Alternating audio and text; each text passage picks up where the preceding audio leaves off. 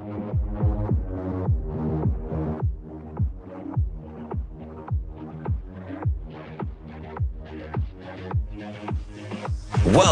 to Hurrdat Sports Radio. Now Whittington comes back to join Dylan Gabriel. In motion, goes all the way to the right. Back to throw Gabriel. Steps up, gonna run. Got a block. 10, 5, Dylan Gabriel. Touchdown, Oregon. Design, quarterback draw, and it was blocked just the way you ask it to be blocked. Give me room to run, and Dylan Gabriel can run. Curtis Rourke sends Ellison in motion. Gets the snap. Looks. Runs with it. 5. Dumps it in the end zone. Catch is made. Surratt with a catch. Touchdown, Indiana. Taylor back in the game. Under center is Brosmer. 3-3 the score. Hand off to Taylor. Waits. Has a seam into the secondary. 20, 10, 5. Reaching forward. Touchdown. Minnesota Golden Gophers 29 yards. Darius Taylor. Raiola turns, takes a handoff, looks a little fade route to the back corner of the end zone, passes up, and it's caught. It is a touchdown, Nebraska. Isaiah Nair pulls one in, and the Huskers have 6 points. It is what it is. I mean, it was a tremendous missed opportunity. It's a game that despite everything that happened early on, we weathered the storm and had a chance to go in, and now we have to battle back. So. It's the same question, you guys asked me after Indiana. I said, hey, we'll be back. I expect us to be back. Along the way, obviously when something like that, today happens and, the people are going to be disgruntled. You're going to hear things and the players are going to hear things. And that's all part of it, right? That's all part of when you lose a game like this. So, if I was in the stance today, I'd be frustrated. Good morning. Welcome into Hurrdat Sports Radio, AM 590, ESPN Radio, ESPN Omaha, ESPN Tri-Cities. We're live on Twitter, Facebook, YouTube. That's DB. I'm Ravi Lulla here on the Pillar Exterior stage. What's up, DB? What is going on? Oh, not too much. Hey, Shane, what's happening with our stream here? You have to log in. You sent it yesterday. I'm logged into that one. It's not working. Interesting. Can you send it again, please? Yeah. We're here, Hurrdat Sports Bar and Grill. How are you? It's funny when you're reading, you are so slow. Well, no one ever said I was smart. Well, let's go. I'm working on it. All right, let's major in the majors. I'm trying. I feel think some type of way. Getting the video stream on is pretty major. We'll be all right. Got a show to do. I'm trying. How was your weekend? The weekend was okay. It was, obviously, Saturday was lousy. Yesterday I had to go back to work, so I figured I better pace myself for this week. Okay. This is going to be a long week, so we got to figure out lots and lots of questions and try to provide a few answers, on a personal level. We're getting ready for an opponent we just saw in the playoffs, so that cat and mouse game will be very, very fun. What was that, 3 weeks ago? 2 weeks? Yeah, that's tough. That's a tough turnaround. Yeah, they were our last game of the regular season. Oh, that's right. So, but that, the way we looked at it Saturday morning and yesterday it's a challenge. Had to do something different. See what we did well, see what we didn't well. They had some early success. Yeah. So it'll be fun. Does it cross into your mind at all that Papio kind of just did this with Central with a team that they already played? 100%. Got beat up by a little bit. Yep. Then you watch the game. And then they came around and beat them. Yeah. It's a very resilient football team. Wasn't always pretty. It's a good group, though. Yeah, I've been saying that. Yeah. That doesn't surprise me at all. They were probably 80-20 running the ball, too. Yeah. That one got away from Central late, though. Ooh-wee. Yeah. But, yeah, so I think you watched a little –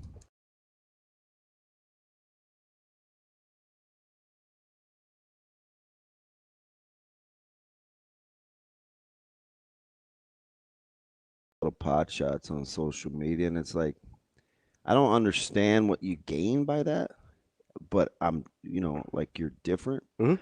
So here's an opportunity as opposed to being on behind a keyboard or typing. You can call. We would love to have a conversation. Yeah, and you can still be anonymous too. You give me a fake name and because there's plenty of responsibility to go around, right? So, I mean, coaches got to figure out, what they need to do different, right? Like, why the emotional ups and downs? I think that's the Why? thing I'm most confused by. Like, if you were gonna start with one, Yeah, because I know people are going to start with the offense, and there's plenty of questions there. That's fine. I've got questions about not just a particular person on offense. I think it's kind of universal. But I think the thing that bothers me the most is you go from Indiana to Ohio State to UCLA on Saturday, and just wait, do we think Ohio State's good again? I think Nebraska played much differently against Ohio State than they did in the 2 weeks that bookended them. Okay. In terms of just their emotional endurance, their competitiveness, even their focus a little bit. I don't ever think it's an effort thing in terms of laziness. I don't ever think it's that. Sometimes I think when we say effort, we need to think of like competitiveness or endurance, like you say sometimes. Like competitive endurance? Yes. Okay. Where you have to stay locked in and you have to stay focused for an extended period of time. Like that takes an effort too. It's not that you're purposefully being lazy.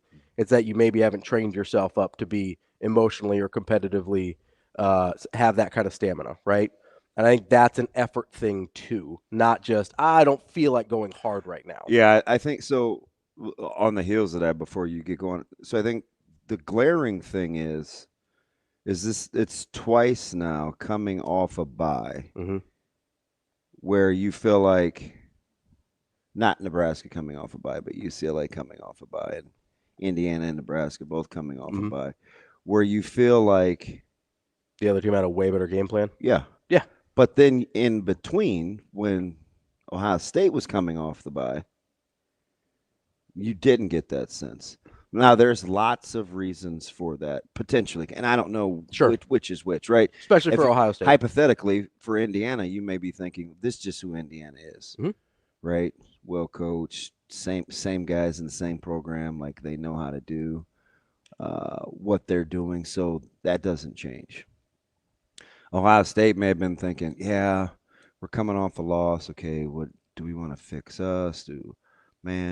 Did they convince themselves that they're a mistime, an ill-timed slide, or a gimmick 12-man play thing away from being good, being undefeated, so they didn't quite dial in? Were they dialed in? Were they mad? I don't know. Got Penn State coming up. Yeah. So, I mean, whatever. And then UCLA, where you felt pretty good going into the bye week about yourself. You have some pretty creative minds. And then they got after it. So because they got off to a good start. I mean, you have to ask yourself, you're sitting in that staff meeting Sunday morning, and you have to ask yourself, how out of the first 24 plays did UCLA run 21 of them? Yeah. Yeah, that's like how in the first 24 plays of the game, how did UCLA run 21 of them? So that, like, you kind of have to start there. Then you can get into like chasing from then on out, because that's really what it was. Yeah. You go back and you because I try not to just fly off the hand. It'd be easy for me to be emotional, but I'm not. So I want to see what actually was going on. And it's like, I go back and I went back to Indiana, because UCLA said, their staff said, Indiana was the best team they played. Go back and look at their schedule. Yeah. UCLA's. Yeah. They said Indiana was the best. They had a really tough schedule. But of all those good teams. But LSU. They felt like Indiana was the best team they played. So I've kind of come to grips with Indiana to some degree. Sure. Okay, to some degree.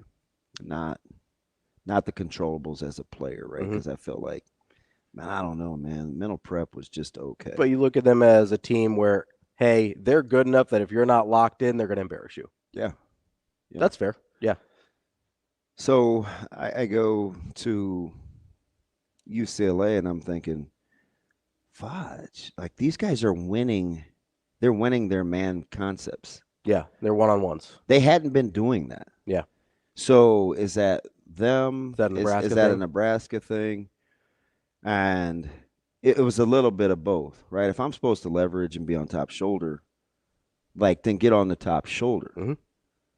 That's not a UCLA thing. Yeah. If I'm gonna give up that 7 cut to Gilmore, and he straightens me up inside, I have to know. Mm-hmm. I have no help outside. Yeah. I do have help inside. I gotta probably force him to help. I gotta be better leverage wise. Yeah. So I can see that, but then I go back and I look at like a 3rd and 7 to a tight end, mm-hmm. where Garber's he throws a 98-mile-an-hour heater. Mm-hmm. It's top shoulder in between 3 defenders, a little bit behind. Tight end plucks it out of the air, first down, momentum killer. Mm-hmm. I can look at a toss during the broadcast. Nebraska has to be cognizant of getting out leveraged on the perimeter. It's mm-hmm. happened they did the fly sweep once, they did the toss 3 times. I would venture to guess, and I didn't chart it, but between the 3 toss plays where UCLA got in like what I'd call truck or trio, mm-hmm. you got 3 buys, they run just behind student buy, and they just speed race you to the corner. Like they did that concept, I think 4 or 5 times. I bet you they average well into the double digits, probably 15 yards a carry. Mm. But on 2 of those, you have missed tackles at the point of attack. Yeah. So I think to myself, okay, is this scheme? So it's a good concept. That works, obviously. It's a great concept. But Nebraska still had opportunity to make plays. Yeah. So I have to buoy that, yeah, because conversely, I flip it around and it's like 3rd down. Here's a tough pass to receiver blank, mm-hmm. and we don't make the catch, or it's 2nd and whatever, or 3rd and whatever, and this guy's fairly open. Mm-hmm. We kind of hold the ball. We don't really get rid of the ball, and then like we're mad at the offensive line when we come back. So wherever you land on the whole, well, it's this person's fault, or the OC is this, or the special teams guy is that, players have to kind of be thinking the same thing too. Mm-hmm. Right? Because the whole word for today and this week, especially in a bye week, is accountability. From the head coach to the OC, because this is how it works. Mm-hmm. Head coaches coach coordinators. Yep. Coordinators coach position coaches. Position coaches coach players. Anything you get outside of that hierarchy is gravy. Mm-hmm. But from a necessity standpoint, it has to be like that in a healthy organization. Mm-hmm. So real quick, when you say anything outside of that, you mean like older guys coaching younger guys? Yeah, or your head coach coaching something extra. Okay, gotcha. Position guys. Okay. Yeah, anything other than that's gravy. So it's a really fine line, because I can't separate. I can separate mm-hmm. why it took 21 plays inside the red zone. Yeah. Like I have an idea why, but I can back it up and say, if I'm a player, mm-hmm. I can say, well, if I make this play, we don't even get to the next play. Yeah. I can say, if I make this block, we don't even get to the next play. Mm-hmm. So that's why accountability is important, because you can let, it's not even a right term. You cannot get to the Satterfield discussion mm-hmm. if you're better individually. Sure. But in the same vein, as an OC, if I'm not accomplishing this with my players, then what's next for me? Like, I have to be able to say, why when we get inside the 20 do we struggle? Whatever that answer is, mm-hmm. start there. Yeah, because that's not new. That's been all year. So the whole chicken or the egg thing, you don't have to arrive at it. Fans can, because that's what's going to happen, and that's okay, right? I don't expect them to. I don't expect like these rational, like well thought out. I mean, I want fans can do just fan. Mm-hmm. It's fine, right? Because the same as I want them to be able to control themselves, I'm going to challenge myself to control myself, regardless of what's intimated or said or whatever. The players got to do the exact same thing. Yeah. Coaches have to do the exact same thing. The adults in the room have to be the adults. And so sometimes that means you're going to hear things and people are going to say some things to you that you don't want to hear. And sometimes it's in your very own house. Yeah. Right? So I mean, you've got kids, you know that. Yeah, statistically, you look at like what the struggles are inside the red zone. What don't we do? What haven't we done well versus what we do from the 25 or in some cases, depending on how we field kicks, like the 18 or the 19 to the 25. Yeah.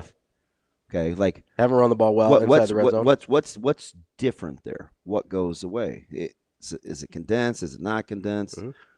Am I calling similar type plays? Like you have to really self-scout that. Yeah. Okay, then you get an answer, and then it's like, well, is it an execution thing? Then if it's an execution thing, a lot of times that's coaching. If it's your core plays or your core pet plays and you're not executing, you can say that that's players, and sometimes it is in individual one-on-ones if you know better. But sometimes you can't play those guys either. I'll say, well, at what point does it come personnel decisions? Well, that's what they've got to ask themselves. Yeah, because there's so many things. I think I'm almost to the point, and this is the tricky part for Coach Rule. And I've said this before, and coaches know what I'm talking about. You get to a point where you say, "I haven't won with you, so I certainly can lose without you." Yeah, 100%. You have 3 more opportunities to get to the desired outcome, which was to go bowling. Now you don't even care what it looks like. Yeah, you don't care what number it is. You don't care how it happens. You just get to a bowl. So that's the tricky part for them. I haven't won with you. I certainly can lose without you. So do I go young guys? Do I go guys whomever, whatever it is? Right. Like that's the young guys or guys that haven't been playing this year. Because the changes at the end of the year are going to be what the changes are, whatever they are. But that doesn't help us in the next 3 games. Yeah, you got to figure out how to tighten it up in the next 3 games. And I'm telling you, it starts with everybody. Yeah. I'm telling you, head coaches coach coordinators, coordinators coach position coaches coach players. Anything in the meantime is gravy. I think one of the things that, because obviously I see all the discussions on social media and stuff, and you're right. Like fans can fan and do whatever they want. Here's the only place that I get a little bit frustrated. Yeah. Is number one is you can be as mad as you want. That's fine. Don't get mad at me for not being as mad as you. Like that's the part where there's a disconnect for me just mentally and that's not just me. I mean, it seems like they feel that way about, and you can tell me if I'm wrong, 888-638-4876. It feels like they feel that way about the coaches too. It feels like they think Coach Rule should be as mad as they are in the moment. And what I'm concerned about isn't, hey, what happens in the offseason, what happens, after the season's over. What I'm concerned about is how in the next 3 games do they get to a bowl, right? And if I genuinely believed that getting rid of an offensive coordinator or taking away play calling or whatever would help get to that goal, I'm all for it. Right? If I thought Coach Rule believed that, I'd be all for it. I don't think that's the case. I think we can have a discussion, like you said, after the season about, hey, are these guys the best fits here? Does this make sense moving forward? I'm totally open to that discussion. Yeah. The discussion that I don't think is useful, and that's just me personally, is I don't think making that change with 3 games left gets you any closer to your goal. No. And that's the thing that I keep coming back to. It's not that I think the offense is looked great. It's not that I think that even the defense, I mean, you talk about 21 out of 24 plays, that's as much on the defense as it is the offense, right? And I forgot to start. Sharpie said it a couple times, and I think I almost forgot. Did they get 6 of the first 7 or 7 of the first 8? I believe it was 6 of the first 7 because they ended up 6 of 8 at one point. I think they missed their 8th one. Okay. On 3rd down conversions, you mean, right? Yeah. Yep. I believe it was 6 of the first 7.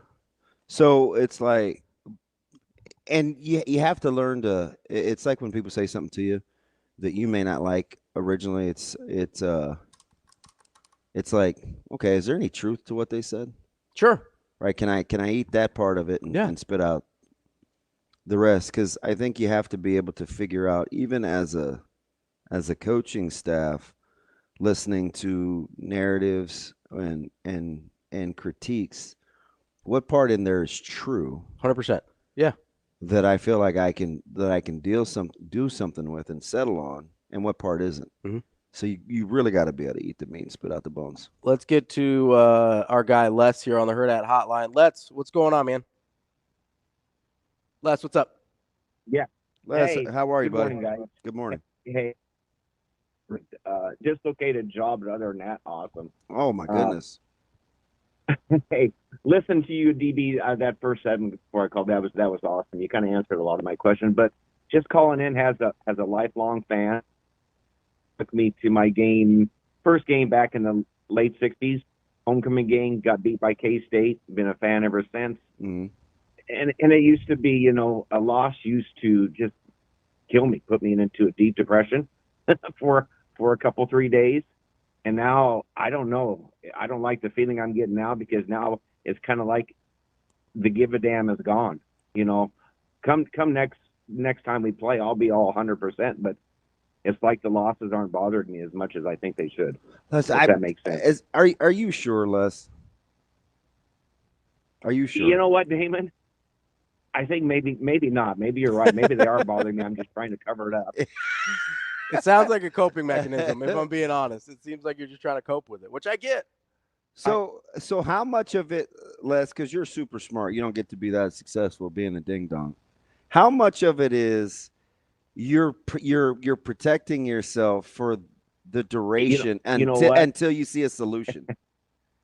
You actually just, that's thanks for the therapy session. You actually just yeah, I don't know about that. You should see my own inside thoughts.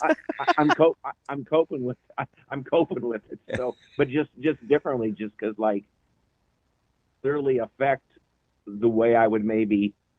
Because once you saw some potential changes, or like you'd be less again, right? Not LESS, LES. Yeah, I mean, you probably felt way different after Ohio State, even though that didn't go the way you wanted to. Because right now you've got to convince yourself, man, I got to ramp this thing back up at Southern Cal, and I may see the same thing. Right, and I'm kind of like you with the last thing. It's time to start putting. Okay, we got 3 games to win 1. Yep. All right, and all 3 are winnable, and all 3 are losable. In my opinion, I'm not a football guy. I'm a football fan, but I'm kind of like you, DB. Okay, like I say, I'm not a football guy, but doggone it, I guarantee you there's some young bucks on that team that can return a punt. Yeah. There's some young bucks on that team that can. Les, it's hard. I have to literally practice what I preach, right? And I appreciate. I know you do. And I appreciate the call, Les. Yeah. It's hard. We can get into that conversation, because I think Les is right. I think there's some young guys that can help you. He's 100% right, and I love what the mayor said, because this is where I'm at, and I'm going to get into this, whether it's NIL or money you've committed to coaches or whatever. If you're not going to get the return on investment, you have to cut the ties and you have to move on. My man Joel says caring, not coddling. I love the mantra, but I think there's some coddling going on. We'll talk about that. That's DB. I'm Ravi Lulla. We'll be back with more Hurrdat Sports Radio coming up next.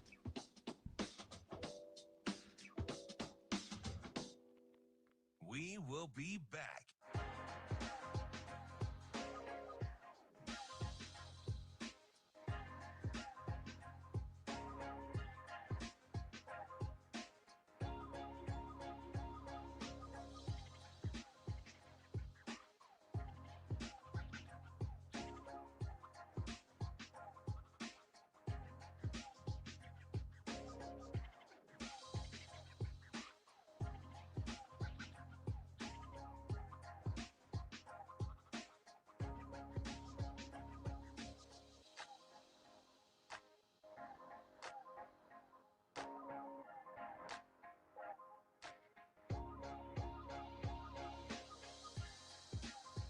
We will be back.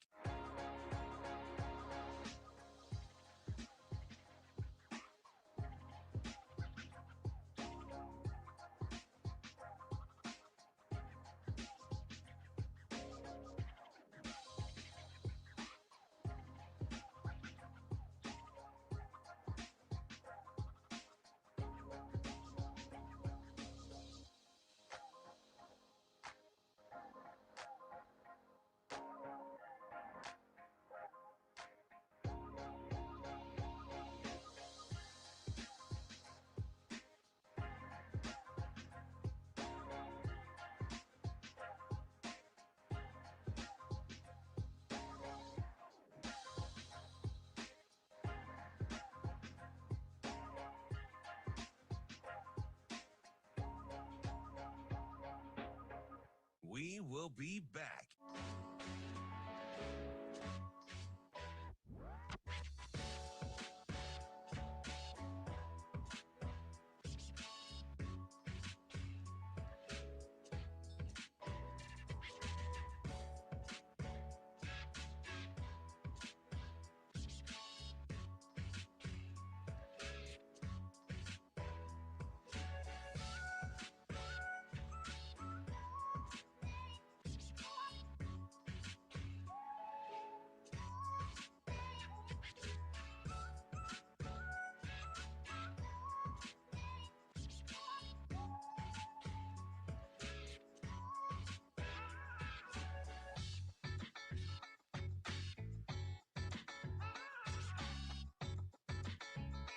We will be back.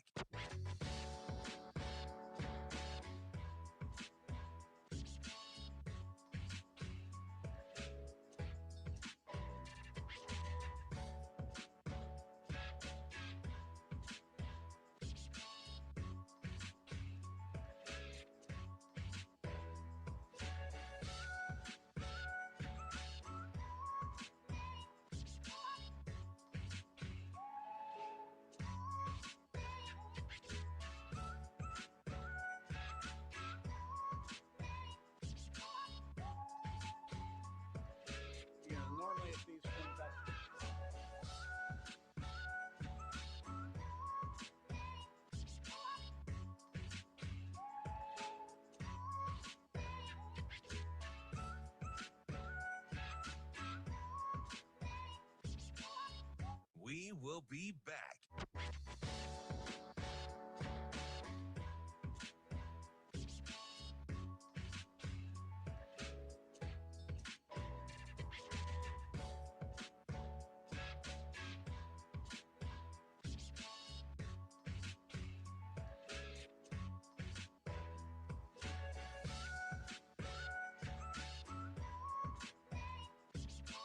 We will be back.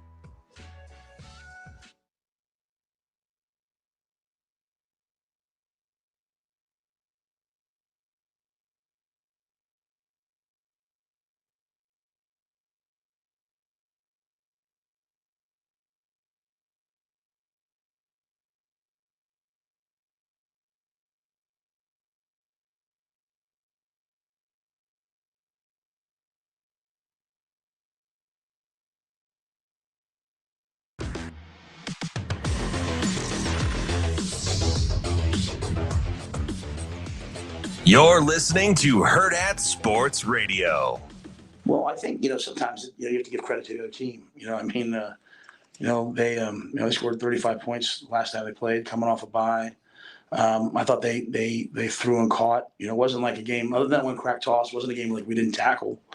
We had some opportunities on the quarterback, and we started making some plays late. After that pick six, I thought the rest, we come out the first drive of the second half, we have the pick six. I thought the defense after that, they did give up, one score, but I thought they hung in there.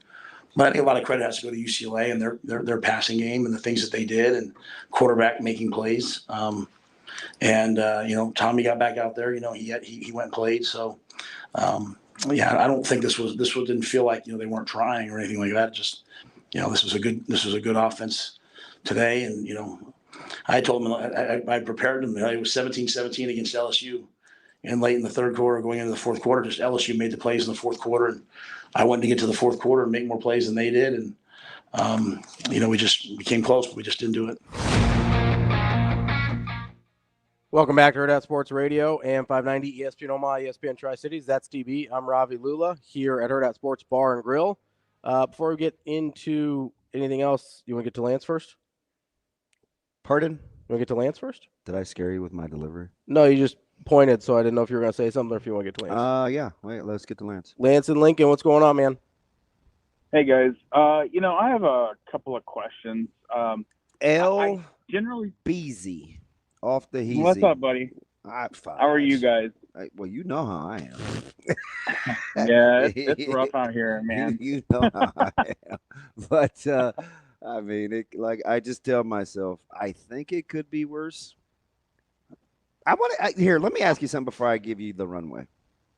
Okay. Remember, you've known me forever, right? Since you were a kid. Mm-hmm. And the one thing that I've been consistent about with what's gone on in Lincoln over the last 20 years, if I was building the ideal staff and head coach, do you realize one of the things that I would do is if I was the head coach, I would either be super heavy-handed, where I would make sure that I would not allow you to be spoiled, or I would only hire guys that I felt like were built to be able to handle the luxuries and the level of comfortability that comes with being here. Because for so long, and this isn't unique to just this staff, I feel like it is so easy to get the Disneyland feel without really paying for a ticket. It's very, very hard as an individual to be that disciplined and diligent with attacking every single day. Because as you know, I told you, this job here under these conditions takes a grinder, a kind of closer to mean-spirited grinder, or it's going to be tough. Yeah, I think you need a head coach that and a staff that I think can be really, really push the guys. And I thought we were gonna have that. I don't know if you got a lot of parts. You got a lot of parts of it. You got a lot of you got a lot of parts of it. Yes. I think it's really hard to me, and we've had some chats about this, and then I have some questions about coordinators, but to me it's really hard to go up, get up every day, and now you're getting NIL money, and you're showing up to this big building, and there's 80,000 fans in the stands, and you did intimate the big building thing last week, didn't you? Yeah, I mean,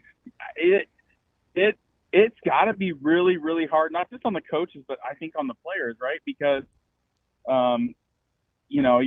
most of the time in life, you're like, yeah, I got this, I earned this. But then at the end of the day, on Saturdays, results aren't happening, right? So I think when I think back about when you were there, it was a meat grinder. And you had nice facilities, but you guys were lifting weights underneath the stadium seats. I mean, the old North, the field house wasn't air conditioned, and you didn't have video boards and pods where there's zero gravity and walk through rooms with, 50-foot screens where you can simulate things.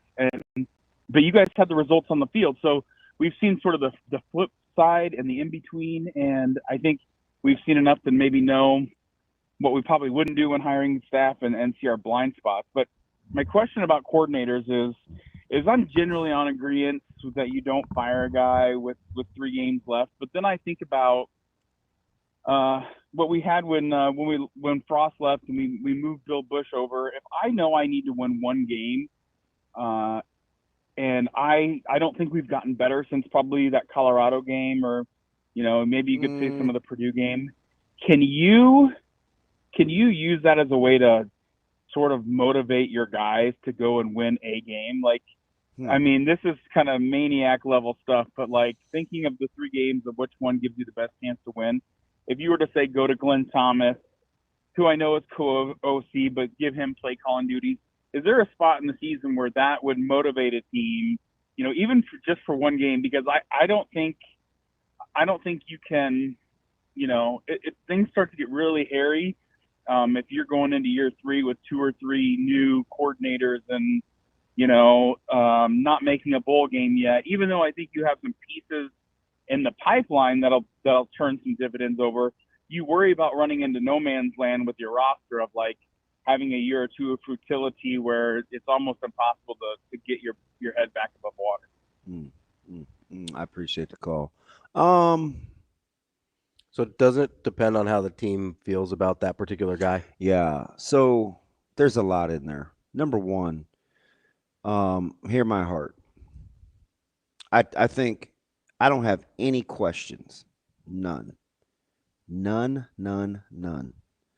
That Coach Rule is the right head coach. Mhm. None. I think he's tough enough. I think he's resilient enough, and I think he's smart enough to do what he needs to do to put something in the in position to be successful. Now, one area I would love to just sit down and like just shoot the breeze with him is he's so he hates the transactional aspect of sports, right? He's a relationship builder. And that might be a little bit of PTSD. So I want to know, from the I want NFL. to, yeah, Yeah. 100%. That's what I was going to say, right? So I wonder the impact of Carolina going forward, Sure. because he's seen such the ugly that has it Like overcorrected. Like where is he in terms of yeah? Sorry, I'm trying to. Shut your ass up for a second. I'm totally joking. In terms of overcorrecting, right? So it's like, where are you with that? Because he's human too. Mm-hmm.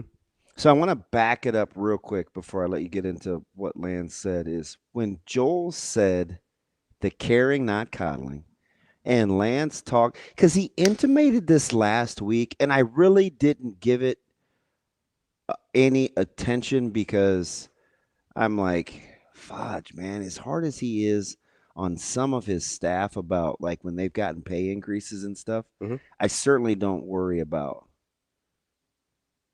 other staff and players. Sure. But you need help from your coaches too. Yeah. They have to hold up their end of the bargain. They have to hold up their end of the bargain. Yeah. So now I'm back to, maybe he's on to something. Because what did I tell you he said? And I'm not afraid to say it because it wasn't anything he hasn't, I don't think, said out loud. He said, one of the toughest parts of this job will be making sure that my guys understand that this isn't Disney World. Yeah. Yeah, he said that out loud for sure. So now I go back to what Joel said, caring, not coddling. I think you have to shake things up. Yeah. Now the tricky part is how much is panicking versus these guys give us the best chance to win. Yeah. Because staff-wise, I don't know what you're going to do in these last 3 weeks. Well, that's where it gets tricky. Now, it is tricky. Yeah. Because you have to have other people that can do the job. So you have to have somebody better in-house. And right? You have to be able to tell these guys, hey, listen, I don't like the way that this guy and this guy and because there's only a handful of former like and I'm not going to pit former guys against each other because everybody's different. Some guys are connected, some guys care, some guys don't care. Everybody's like different in terms of kind of their philosophy, but there's a handful of former guys that I talk to, and I think that I actually trust because I think they're close enough to it, they care enough, and they want what's best, and as opposed to comparisons. And the real tricky part going forward is, at what cost do you make a statement internally and still give yourself chances to win? And I think that's where you have to get into the, well, I haven't won with you bit. That's a good question. We'll get into that and more as we wrap up hour number 1 here on Hurrdat Sports Radio. That's DB. I'm Ravi Lulla. We'll be back.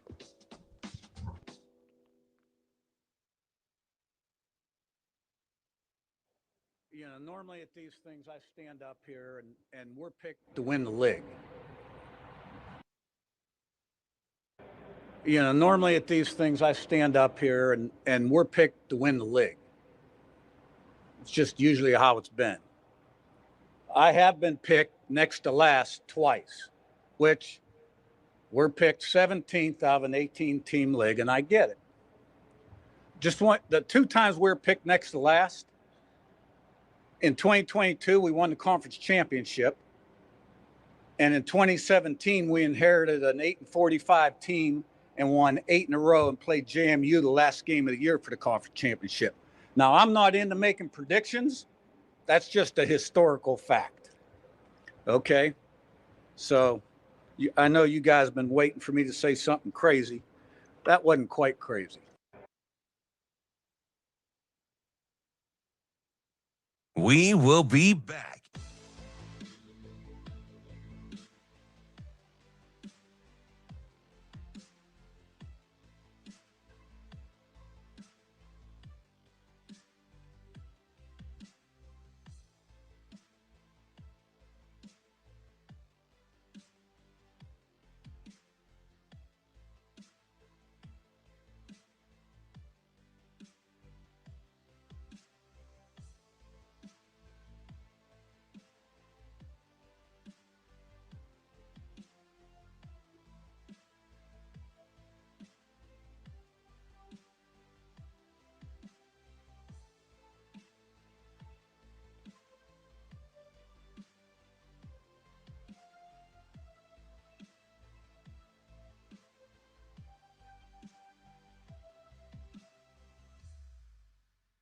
We will be back.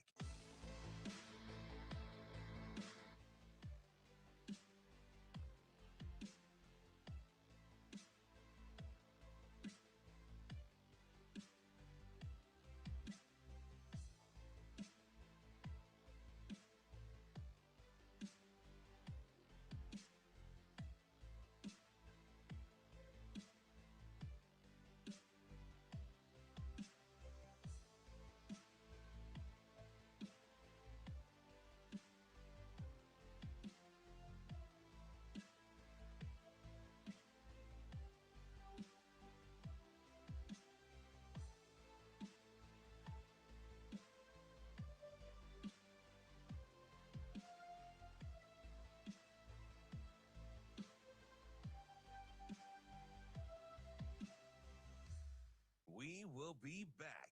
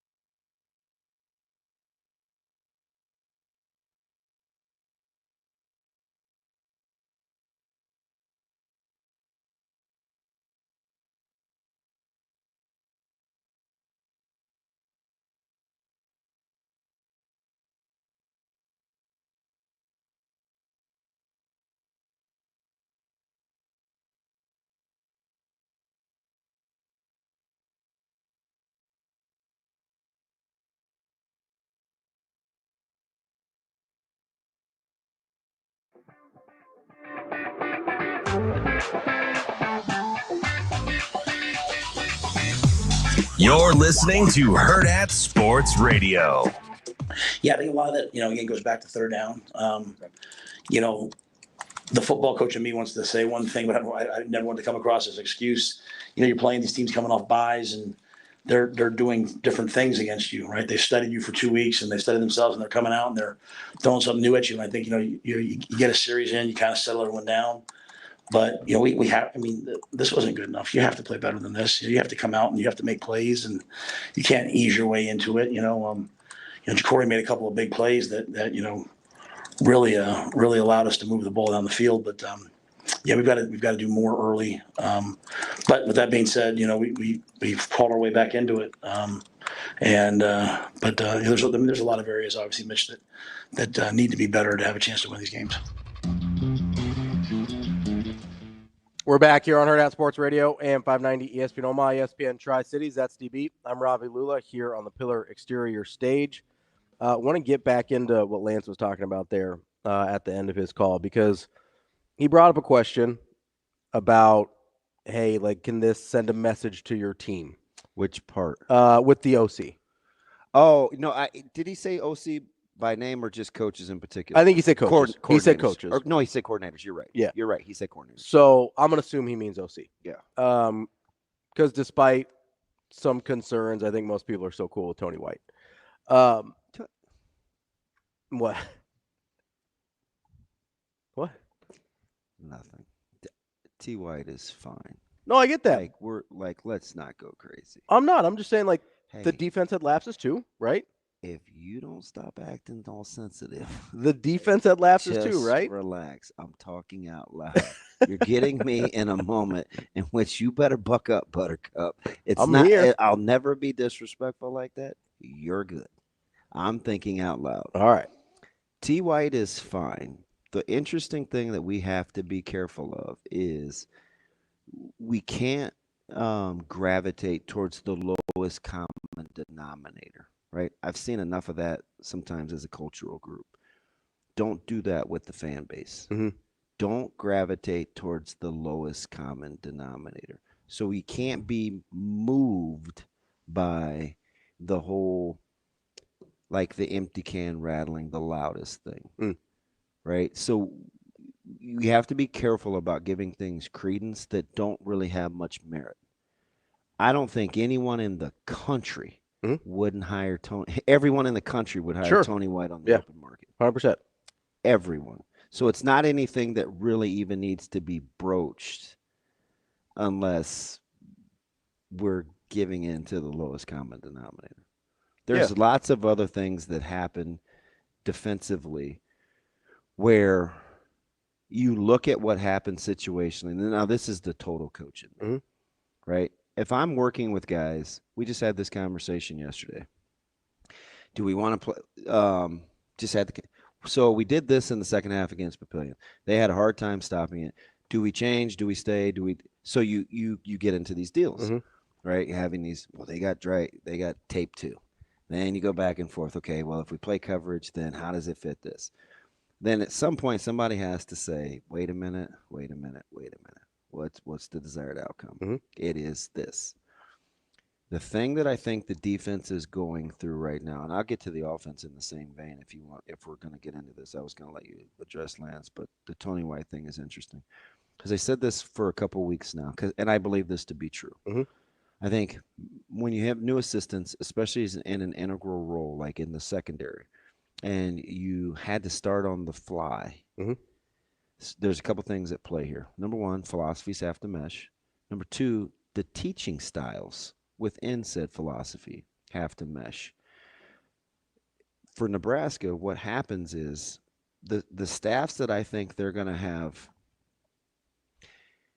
the most difficult time with offensively, like when they go up against an offensive mind, are staffs that are very creative within their schematics, because Nebraska, in my opinion, hasn't had enough time to go through the variables within their infrastructure because Butler hasn't been there long enough. Sure. So you either want to all be new or none of you. Or none of you. Yeah. Right? It's hard to make variations when you have one guy that knows the most and everybody else is just trying to rally. Do you think there's a disconnect there? That's why I think UCLA in a bye week, even though I like some of Nebraska, I like the coaching aptitude. Is able to scheme them up a little bit. Yeah. You think I absolutely, but nobody wants to have that conversation because they just want to dumb it down to, man, we got out coached. But there's reasons. Yeah, it's like, oh, good coach, bad coach. Yeah, but what happened was over time at halftime, like they had time to see, react, and be better. So I don't. After the first 2 drives, honestly, after what drives, I'm saying though. Yeah. Like I can say that without, like I'm just giving you the I'm giving you what I think is the why we saw what we saw. What did we see? What did we say? They were 6 for their first 7. Yeah. Guess what they finished on third down? 6 for 13. And if you don't fudge, man, if you just understand in a 2-by to the field, a 2-by to the field with back to you, I don't care if Gilmore goes inside.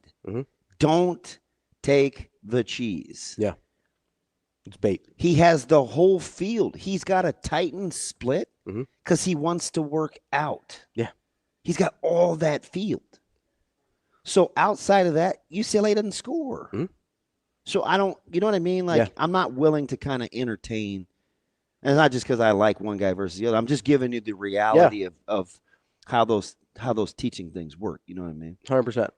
So with the offensive coordinator side of things, I really think, to address Lance's point, because he asked, hey, is there any value of just like sending a message to your team through making either a change in play call or letting a guy go midseason, whatever. That was his argument, right? And that's it's a fair question.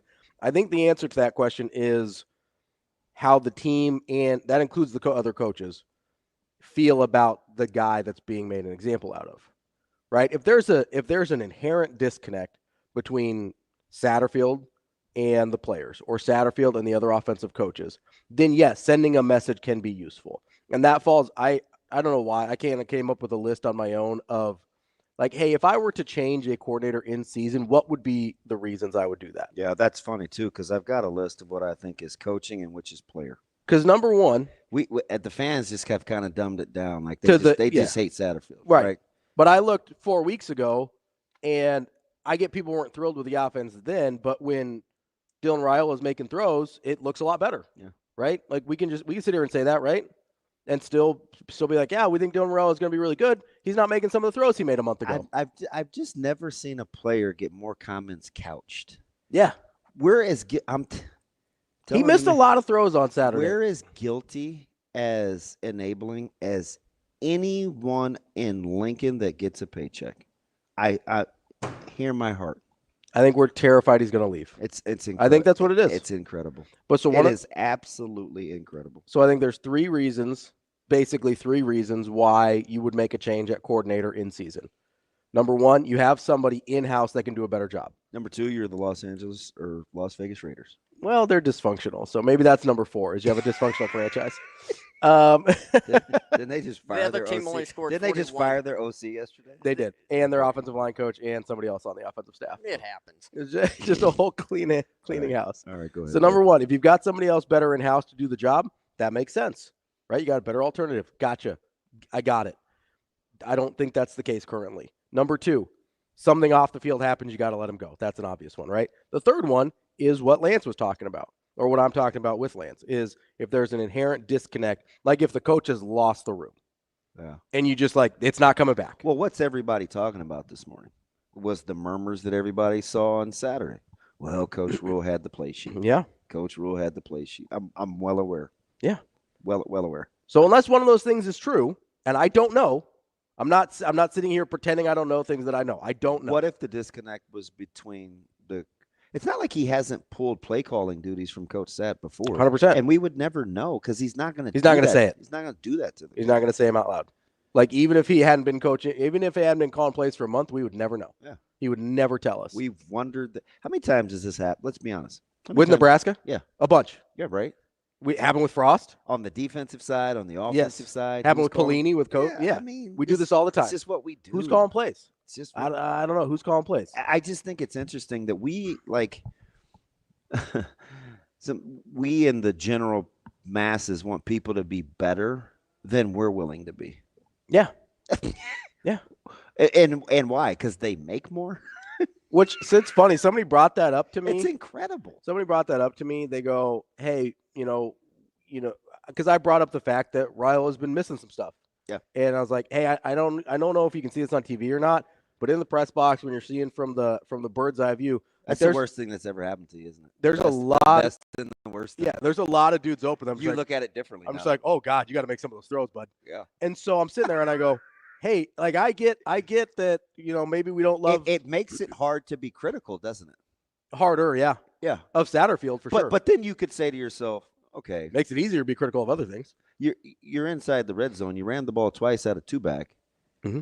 You're down to this yard line. Yeah. Or you get a timeout. Why this play? So you can still come back and say those 100%. things. Yeah. Like I didn't love the fourth down. I didn't love the fourth down goal line, especially after a timeout. Yes, thought it was terrible. And here's the other thing while we're on it. Yeah. I'm sorry if I No, go. If you're going to do check with me's, you better go earlier. Yeah. Yeah. So you got time. Yeah. You gotta have time. Because burning a timeout there is brutal. The secrets that the things that we're not willing to talk about out loud are our offensive coordinator gets a lot of criticism, but there is a lot of autonomy at the quarterback spot too. Now, if the first is that part of the problem? So if you said to me, DB, maybe we gave the keys too much, too much too soon, I would be like, yep, that's their fault. Yeah. Right. Like, that's a different conversation then I don't like than the play one calls. we're having, and we just blame guys without any solutions. You know Because what I'm I mean? willing to entertain some more philosophical issues with the offensive coordinator. Me too. And maybe we'll have that discussion coming up next with Sam McKewon from the Omaha World-Herald. We will be back.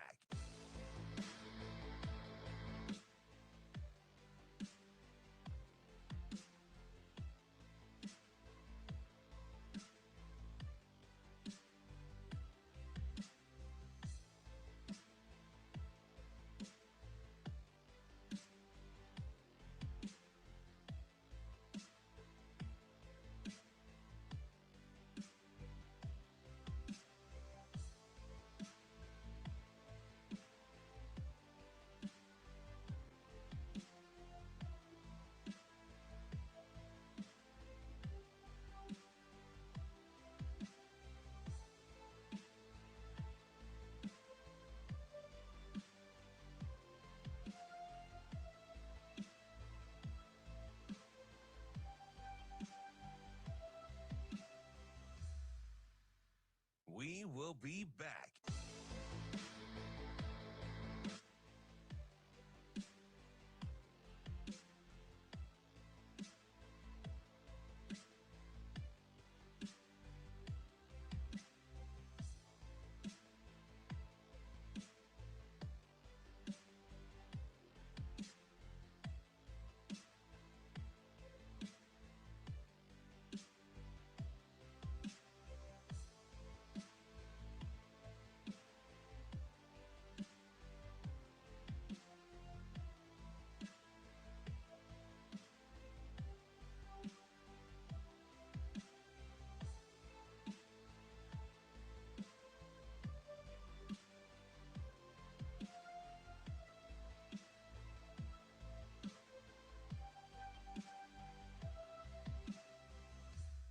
We will be back.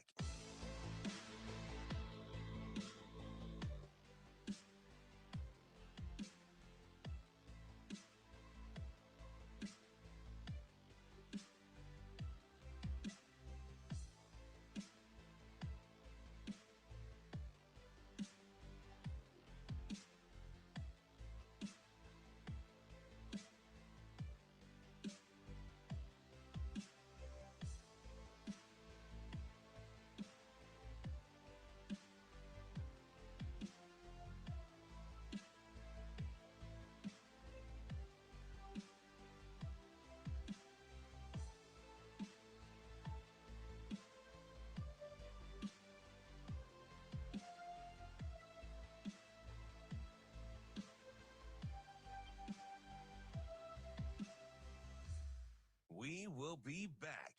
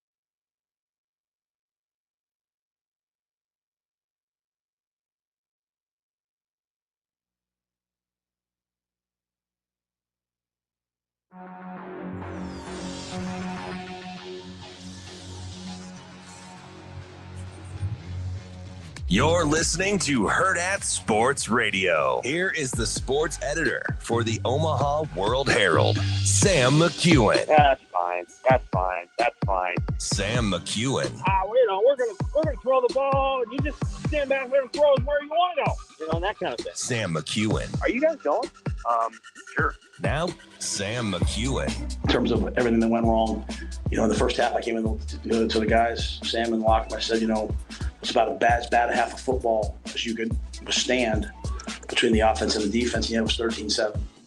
So we were excited to go out and play in the second half, and then unfortunately had that pick six, but still crawled back into it. So I think there's a lot of things that we have to continue to work on.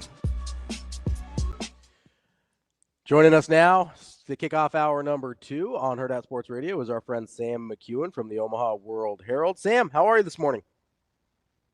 I'm good, guys. I'm good. How are you? Just living the dream. That's being honest. I'm good. Basketball season begins today. I do love college basketball. You know this about me. Yeah.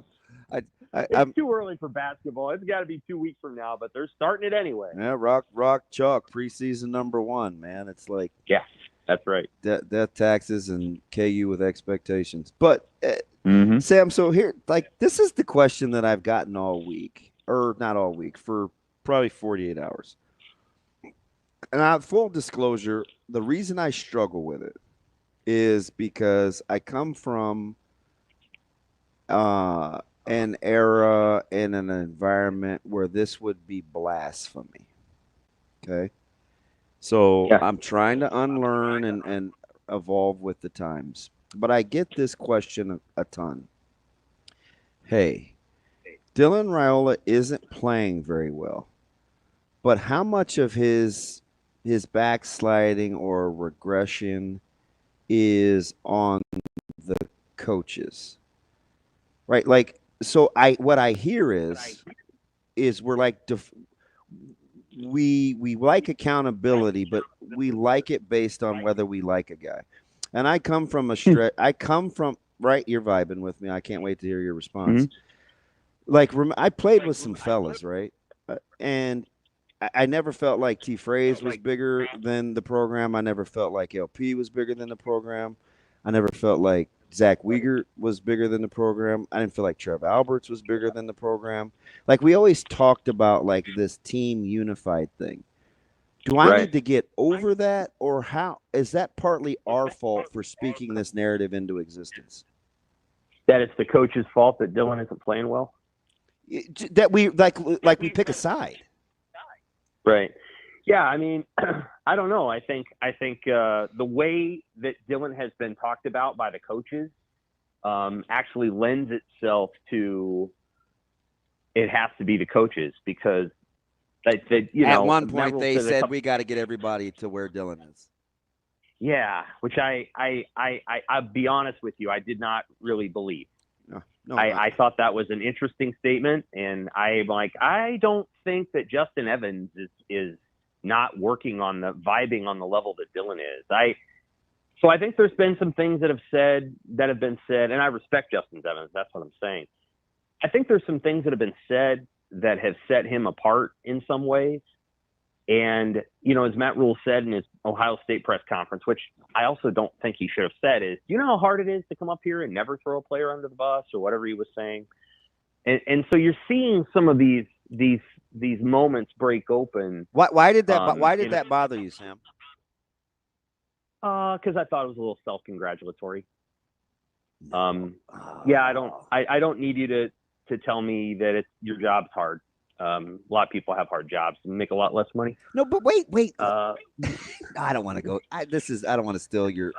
But but that's just how I am. I'm like a blue collar person at heart. I don't need a coach to tell me it's hard to stay positive or anything like that. I'll be honest with you. I did not love that speech in general, because I thought it was not really about the team, but mostly about, I don't know, whatever the coaches were trying to do. And B, it came after a loss. And C, and I did not do this yesterday or today, but other people did. It came back to haunt him when people were like, well, how's that championship mindset? And I'm like, that's why you don't say that stuff. Yeah. Because somebody's is gonna go full bore with it after the game, and then the next week they're gonna be like, well, you didn't play against UCLA, so how's the thing? I played it down at the time, and I'm playing it down now. Other than, I feel for him a little bit that's being thrown back in his face, because I understood where his heart was, But I didn't think that was like the right moment to pull out the 9-minute speech after you lose a game. Okay, but why do we hate it context though, Sam? Why? Like, because the context of what he said was that was the first time that he saw a championship mindset. He didn't say it was like, we got to understand the difference between in the moment and present progressive, right? Like, sure. Because we can't just be dismissive and say sure, because at the very end he said, now we'll see what happens next week. Like, because if we don't do it again, because if we don't do it again, it doesn't mean anything. Right. Like he said, well, that's why maybe you distill the 8-minute speech into Oh, the fudge. Okay. You know, that's why you have to be thoughtful about it. Why can't we be better at how we receive the information? Right. I think I was pretty good at how I received the information. Well, I mean, I'm talking about generally speaking, because even in your answer, you're setting yourself apart from how everybody else maybe received it. Like, it's just human nature if you think differently to say, well, not me, but everybody else. But that sounds like it's the one thing that you didn't like. Well, I think part of what I saw in that statement is just that, like, because you ask about Dylan, right? And you ask about, you know, whether you feel like he's being held accountable versus the coaches or whatever it is. Or why did we pick sides? And I'm just saying that within the context of coaching culture over the last however many years, you have seen this sort of like, well, it's never the kids. It's never them. It's always us. We did it. Yeah. Now, you know, Yeah. If you say that you didn't execute, you're throwing the kid under the bus, which I don't agree with. You know, Rule said that too. I understand where he's coming from with some of the things that he's saying. I understand the context of them, but I just feel like we're in an era now where maybe because the players are being paid, like there was a Bear yesterday who didn't start. And the reason he didn't start is because he acted like a complete moron on the last play of the game against the Commanders. Mm-hmm. And his comment yesterday was like, I was a little hurt. And I'm like, you were a little hurt? You were hurt? I was hurt. You were hurt? You were dancing before the Hail Mary. And you did the wrong thing. Like, how could you be hurt? Maybe you hurt it yourself. Like, that stuff like that. Like, we've reached a point where, like, the people to whom we give the most ascribe the greatest amount of understanding and context are millionaires. It's like, okay, I get it. You know, I understand it. Like, I understand. And Dylan Raiola is not a millionaire by his own account. But, you know, like, I understand where people are coming from in terms of, like, hey, it isn't his fault. It's got to be the coach's fault. And sometimes people will use people's salaries to justify why it's their fault. I totally get that too. But that's part of what's going on. I think Raiola has not played great over the last month. I'm sitting in the press box, and literally everybody around me is like, well, he must be hurt. I'm like, I have no idea if he's hurt. They're not saying he's hurt. Maybe he's hurt. I don't know. Like, he ran last week, and that was because, according to, you know, one of the OCs, well, he subconsciously did it. And I'm like, I just think there's been, you know, it's a program that's not winning right now. There's frustrating moments within it. In my rewind today, I point out that, like, Satterfield last week said he thought he was talking out of place by speculating why Raiola scrambled against Ohio State. And then he was like, I didn't have a conversation with him. And I didn't know he could run like that. He was almost like he was saying, hey, whatever this kid is, it has nothing to do with me. They've left me out of the conversation. He didn't say that, but the way he answered the question made it seem as though this guy over here, he's the quarterback, and I just call plays, and we hope that those two things sync up. Yeah. And you would know more than I about, like, how much Satterfield's talking to Raiola and whatever. But it reminded me of 3 years ago when they had Frost, and then they had Lubick, and then they had Verduzco, and then they got tired of Verduzco being in the box. So they put him on the field, and he's short, and he couldn't see, and he's like, I'm a hobbit, and I can't see. And it feels like there's a lot of chefs in the kitchen. And Dylan seems like he's one of the chefs. So I don't know. It's a tough situation, you know? That's a long answer, but that's kind of where I think things are at a little bit. That might have been your greatest segment. Sam, there's so much in there. I don't even know which part to start with. I don't either. I'm trying to filter through here in real time. Maybe you could fill in some things. Like, so here's what I would say. Okay. I'm not quite sure what's going. Like when Dylan Raiola runs back into the game, and I feel terrible that I did not watch the 2 plays before to see what he was doing on the sideline. But when he runs back into the game, he's 15 yards down the sideline. So I only know what's happening with him because real time Jessica is telling us. Like she's giving a literal play-by-play. He's in the tent. Did he warm up? No. Did he even throw the ball? No. What is he doing going back in the game? And like who's governing that moment? Okay. All right. I had this conversation yesterday. I'm sorry, Ravi. You probably ought to throw the ball a couple of times before you go back in. Sam, let me ask you something. When you heard Coach Rule say, hey, that wasn't my decision. If he's good to go, he was cleared. Did you hear, A, I trust the medical team, or B, I'm not in tune with what was going on? What did you hear real time? I heard A. That he trusts the medical team. Sure. Yeah, me too. Okay. But that's not the same. That's like he's not. That's a sidebar. That's not a validate or vindicate. Yeah, I found it curious that a lot of MRI. people. I felt like a lot of people picked at that like he was. I'm like the guy was holding a play sheet. I'm pretty sure he understands where they are in the context of the offense. You know what I mean? Like I didn't. Yeah, he did have a play sheet, didn't he? Yeah. Did he always have a play sheet? Sam, I look at it on. What is wrong? Like, what is this? Is this Monday? It's just right. It's your segment, Sam. So I'm watching the game again. I'm like, Matt Rule's got a big play sheet. And there's nothing wrong with him taking the whole thing over. In fact, I think that might be a way to do it. Eventually, Jim Harbaugh, and there was a moment in Jim Harbaugh's tenure at Michigan where he literally said that like 5 different guys were having input on each play, and then someone was saying it. And I can't even remember who it was. It happens all the time. Not all the time. And so eventually Jim Harbaugh just, he handed it to the one guy who went to Miami, and then it kind of came back to him, and then Sharon Moore was sort of doing it, and then Harbaugh was just doing it. And then Moore was doing it because Harbaugh got suspended and all this other stuff. So, like, I get that coaches have to move back and forth.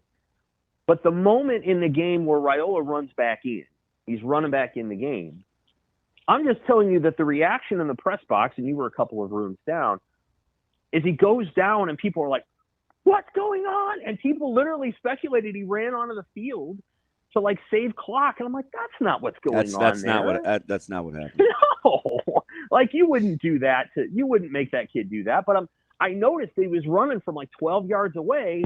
And I'm like, do they know he's going back in the game? Did he just make that decision, unilaterally? And I'm not saying that he wasn't hurt. It's just like it feels like things are not quite as tight as Rule would like them to be. I've trained a little bit on this gym over on about 22nd and Sprague. And I'm just telling you, when you get hit in the kidney or like in the back like that, sometimes your body just shuts down and you're not sure when it's going to happen. Like I've been there. You get hit with a body blow and it's like, and you think like, I'm okay. It hurts. But then it's like, so I don't know. Cause I watched him jog. And again, I'm just getting the that's one of the things just because we're like good at. I'm getting the play-by-play that he's coming back on the field. So immediately our eyes snapped to where he is. And he seemed to be jogging okay. And he got ready to do something with his hands talking to the guys in the huddle. And it was like a sniper got him. Mm-hmm. So, and I looked at Sharpie and I was like, I don't know, maybe it's a spasm or like, I don't know. But I do know, like, I don't think that was some orchestrated, like, contrived deal. Like, no. You just don't put it. You just don't put him through that. No. But here's my point: is that like the game that Marcus Satterfield is calling changes dramatically the minute that Dylan Raiola runs onto the field. And my question is, did the coaches know he was going to do that? Because Marcus Satterfield has to call a different football play based on what happens there. Like he no longer is calling the, let's run Heinrich Harburg as a tailback play when Dylan Raiola is running onto the field and he just took this massive shot to his back. And so my question is, and I guess I can ask Rule this, is did they know that he's running back onto the field? Because that changes what they're going to do on offense. And I'm not saying he wasn't cleared by the doctors. I'm saying, like, there's a difference between being cleared by the doctors and the coaches saying, you go on the field because we are going to run different plays because we want you out there. And I just – So that does anybody have any – because, I mean, I've been – sometimes – I don't know if this is what happened. Like, short of not asking Dylan, sometimes when a quarterback is ready to go, he just goes back in. Like I'm telling you. Like, he just goes back out on the field. Like, you're the starter. You just go back out when you're ready. Yeah. Like, I've done that. Like, Christian will say, oh, hey, I'm ready. And he just goes, right? Yeah. It doesn't mean I don't have control of the situation. It just means, like, oh, he's the guy. So if you letting me know you're ready, then you're ready. So, like, it could have just been as simple as that, and we're overthinking it. Yeah. Right? Maybe. I think it probably was as simple as that. But then, when then he grabs his back, and it's like, it's one of those moments where, anyway, as it relates to the offense, it just felt like on Saturday that the operation, and I understand what Rule's saying, but the operation seemed to be moving in a way that not only was like, hey, let's try to time this up right, but like, we're not quite sure what to call kind of thing. Like we're a little bit panicky. We're not playing with the kind of pace that we probably can. UCLA tired. We're giving them 32 seconds to rest. Like, their defense had time to kind of regroup physically after a lot of these plays. Somebody sent me a message, and it was a good one, that after the long throw to Barney, that's a point where you run up and you have a play ready to go, so they can't review that play. And you're playing with pace, and it felt like they were a little slow there. And just little things, Damon, where it feels like the operation isn't quite as smooth as it could be. And I don't know if that's because they're trying to figure out what will work for Dylan, because this isn't really about Raiola. I mean, it's not. He isn't playing perfectly, but then no player ever did, and so, like, you have to live with some of the mistakes that players make. It's the operation around him that I feel like just wasn't as good as it could be on Saturday. And I didn't think the play calling was as good as it could be. And I just didn't feel like the operation seemed to be moving with confidence.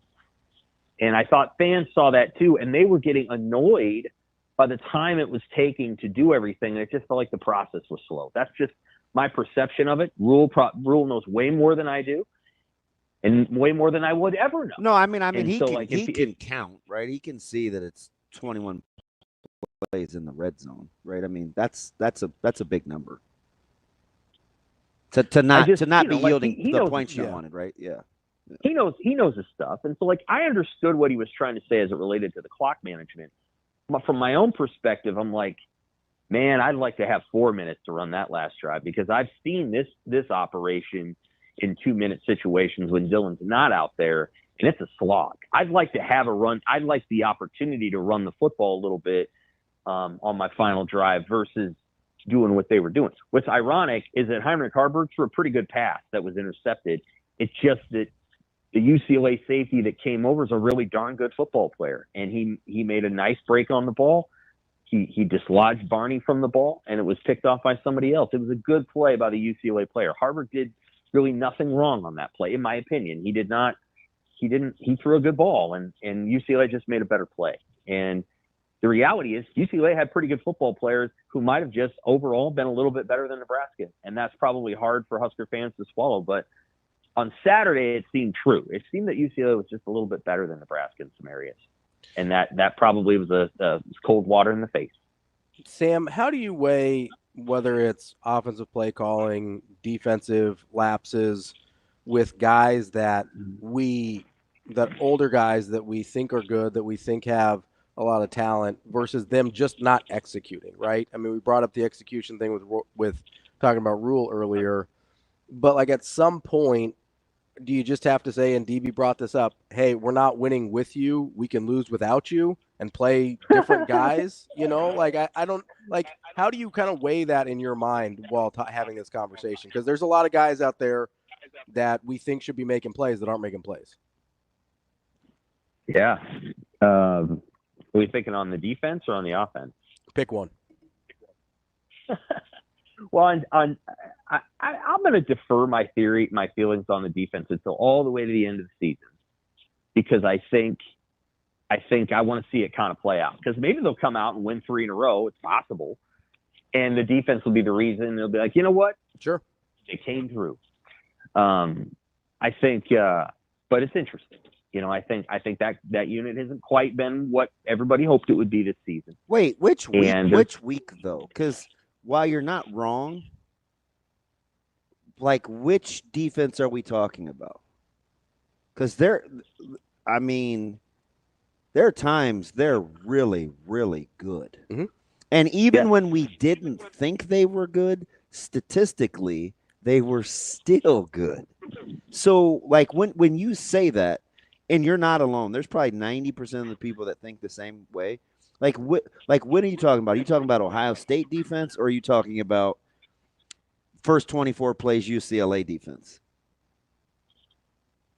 I think if you were to ask the defenders themselves, they would say that they didn't play to their standard in at least 4 of the games this season. 4, okay, yeah, that's probably fair. That's probably fair.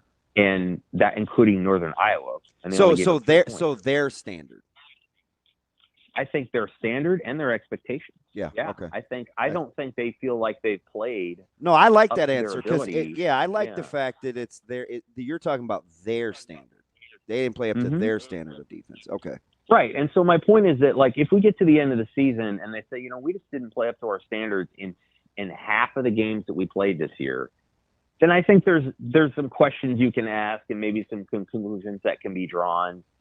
And I think it may have something to do with, maybe players were elite last year or great, and maybe that was the level, and they reached it, and they maybe duplicated it or came a little below, but it didn't get overwhelmingly better. I think that's possible when players are older. Are you surprised that we're talking about defense? Because I was mad at Ravi for even bringing it up, and he wasn't even bringing it up. He just was echoing the sentiment that he was hearing over the weekend, and I'm like, of all the things and we could nitpick at the second. I get it. No, I get it. But I do like the fact that at least you said you have the wherewithal to say it's based on their own standard, not whether it's good enough to win games. Right. So I've written almost exclusively about the offense. I did 2 weeks ago. I did again today. In 15 Big Ten games under Matt Rule, Nebraska's offense is averaging 16.6 points per game and 4.76 yards per play. And these are 100th to below national rankings in what you would consider conference-only games. These are not. So the reality is they're not scoring enough points to win Big Ten games consistently. Their defense is giving up, I don't know, somewhere around 18 or 19 points, I think, in those games. The defense is playing well enough to win Big Ten games consistently. The offense is not scoring enough points. And if we want to say, well, the offense's job is to protect the defense, and they've been doing that, that's fine. You can do that all you want. But the reality is that I think the primary issue is the offense. I'll defer on the defense mostly because by the end of the year, if they say we did not meet our own expectations in half of the games and we finished 6-6 or whatever it is, that'll be something worth going back and examining why. Because they did have a lot of veterans. To me, the larger issue is on the offensive side of the ball, and I think it's a deal where Rule's going to have to make fixes either now, probably not now, but maybe later in his in the off season, because I just don't think big picture, not small picture, big picture, this is a good enough offense to win a Big Ten title. I just don't. That's Sam McKewon from the Omaha World-Herald. Sam, we appreciate it. As always, great stuff. That's good. That was fun. Yeah. Take care. Thanks, Sam. We'll be back with more Hurrdat Sports Radio. We will be back.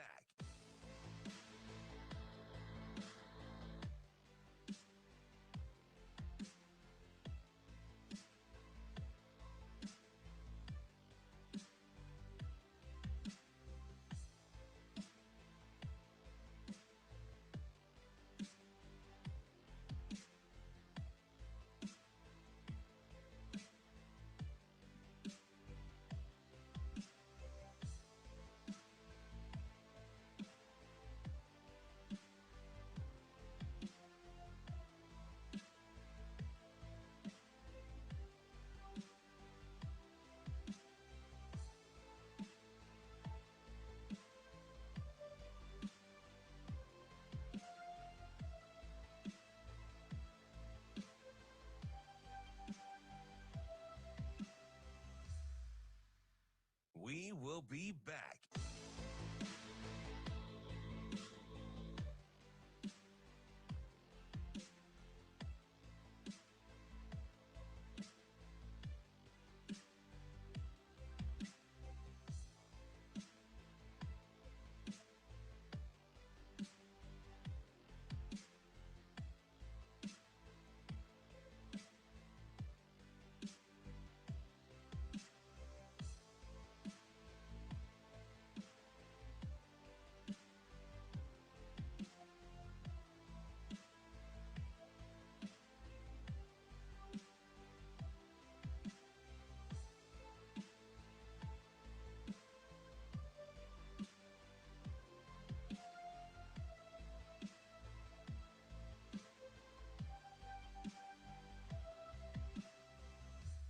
We will be back.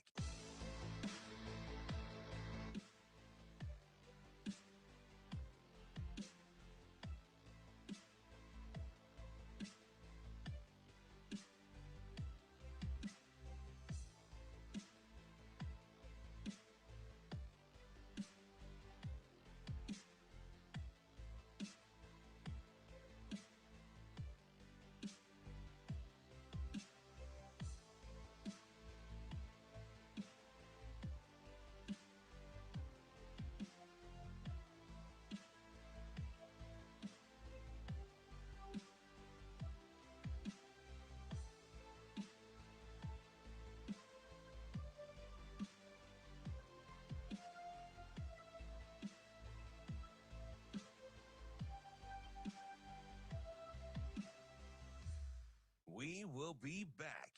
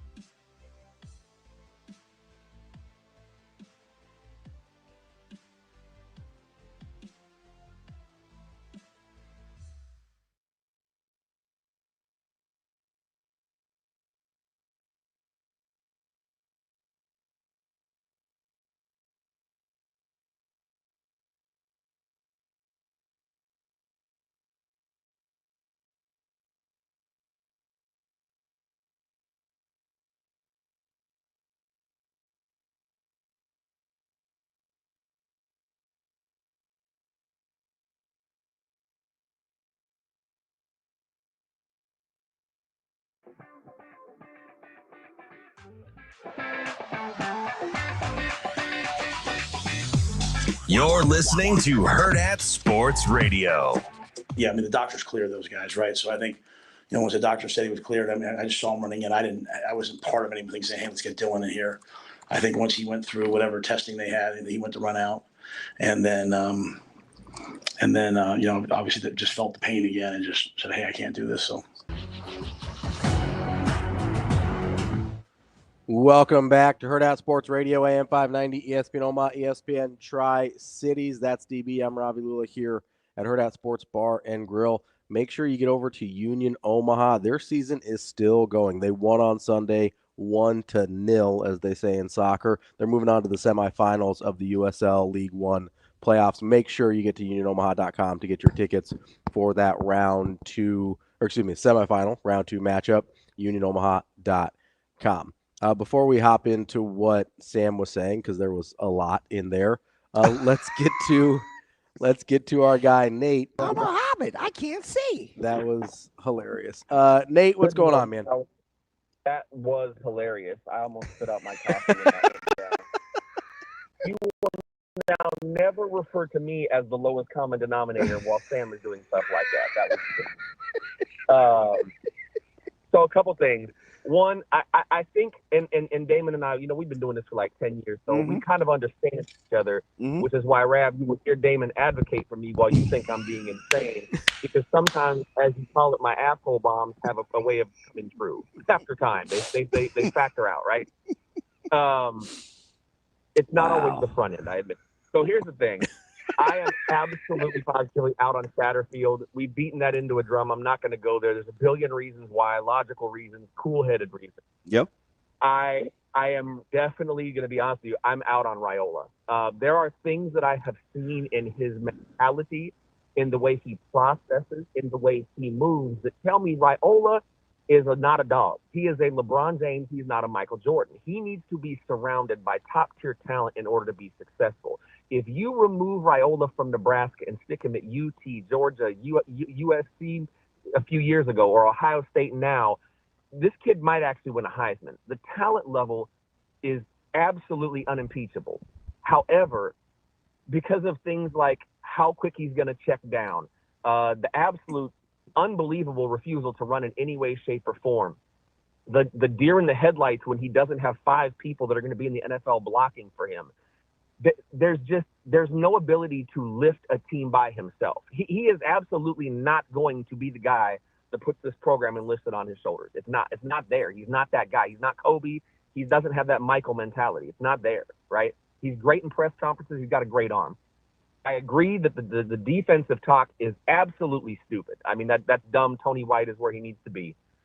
But this fire mid-season thing, I said last week, I kind of concede, maybe it's not wise to do this in the mid-season, but I have enough friends in that locker room that wear jerseys saying things cryptically, non-directly, that tell me that this locker room is ready to implode upon itself, right?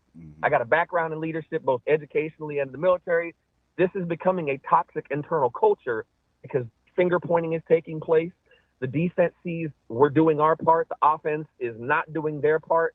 At this point, this happens sometimes in the military. A battalion commander will relieve a company commander, not because the company commander did anything wrong, but because the troops have lost faith and confidence in the company commander's ability to care for them, execute the mission, train them to standard, or he's just a toxic leader. I don't think Satterfield is in the latter category. Satterfield has to go. And when you balance the overall locker room effect in the context of Matt Rule attempting to build culture, Satterfield's presence is now a bigger danger than jettisoning him could ever be. I mean, he has to go, and he has to go now.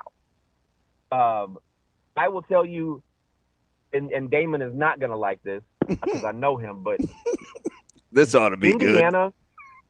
Oh, well, I mean, but I want you to hear the perspective, the undergird. I got you. Right? You get plenty of runway.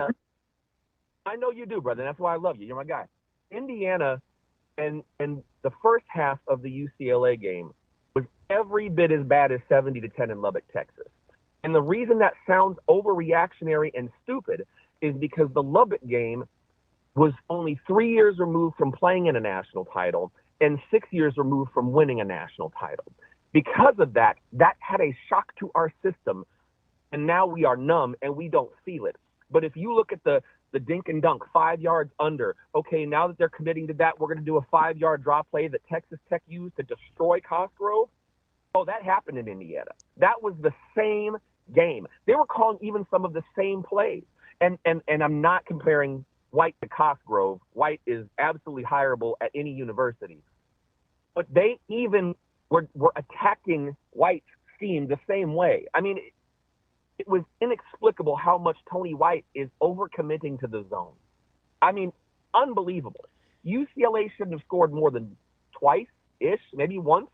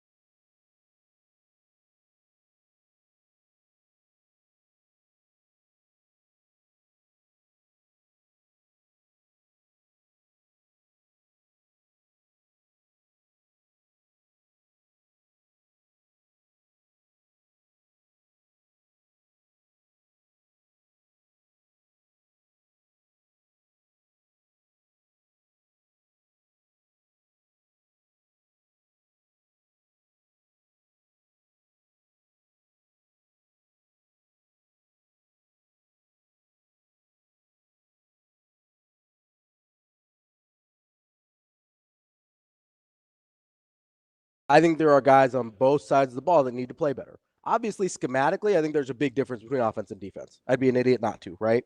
Even if I'm not a fire Satterfield midseason guy, I can still understand, hey, the defense is ahead of the offense schematically. That's fine. Where I don't think the defense is ahead of the offense is you should be better or need to play better in order to be who we think this team can be that are not playing at that level. Yeah. Whether that's offense or defense, that is universal. So here's where, I'll give some credence to Nate. And to be fair, I called you a dumbass mostly for the Rule comments at the very end of the last call. Yeah, Nate, that's where he got me. Even like my buddy Aaron, some guys just don't vibe with Nate, but it's so I vibed with a lot of what he said. I really did. I can eat the meat and spit out the bones. But when he throws in the Rule thing at the end, I'm like, hey, we're way too early for that. Let's knock that off. Yeah, there's nothing. Listen, that was the last call, not this call. This call, he was fine. I didn't really have any issues. Listen, Rule, he's the guy for the. Can I just go ahead? Let me let you finish because there's something I want to say too about. Well, no, I mean I'll double down on Rule right now. Like, listen, if you're expecting to come in and listen to this show and hear me say that we need to reevaluate the Rule thing, you're going to be sorely mistaken because I'm going down with that ship one way or another. Like, Rule's my guy. Yeah, I am sitting here. I've said that from the start, and here's why. Because who was one of the first people in this state to be out on Frost? This guy. I was one of the very first ones. So I'm not afraid to call for it. I'm not afraid to say things out loud. But I didn't believe philosophically in what Frost was about, and I didn't think it was going to work for that reason. The reason I'm going to go down with the ship, if I have to, with Rule, is for the exact opposite reason. I believe what that dude is about to his core. Either he has pulled the greatest con job on me of all time, and that's fine. I'll own it. Or this is going to work. Those are the two options I'm sitting with, and I'm okay with either option. And if I have to sit here 4 years from now or whenever and eat it and be like, yeah, he fooled me, okay, I will. But until then, I'm in 100%. So I'm not even – that's why if somebody like Nate, the last call, not this one, when he starts being like, I don't know about Rule either, that's when you get called a dumbass. So, well, the thing about it is so Coach Rule, he's obviously got some tough situations. He's got some tough things. He's got some stuff he's got to navigate. Now, when you're putting together – and we asked – I was so good to see our buddy. How about his smile when he walked in? You don't get to see him smile like that. I know. He likes us, I think. But I was picking the brain of our fearless leader, Dollar Bill, about some situational stuff. And he said, I don't know. It's hard, right? Like sometimes you need to surround yourself with people he basically said sometimes you need people around you that can offset your deficiencies, your blind spot. 100%. But you have to be able to identify your blind spots in order to do that, right? Right. So while I get the Satterfield, the disdain, you have to, that's how you're going to go with your staff, you have to balance it out with not opposites, but things to offset compliments. That. So you can't be okay in this area and not very hard in this area. Like you can't have a bunch of similar personalities if you have deficiencies. You have to have a little balance. We'll be back with more Hurrdat Sports Radio. We will be back.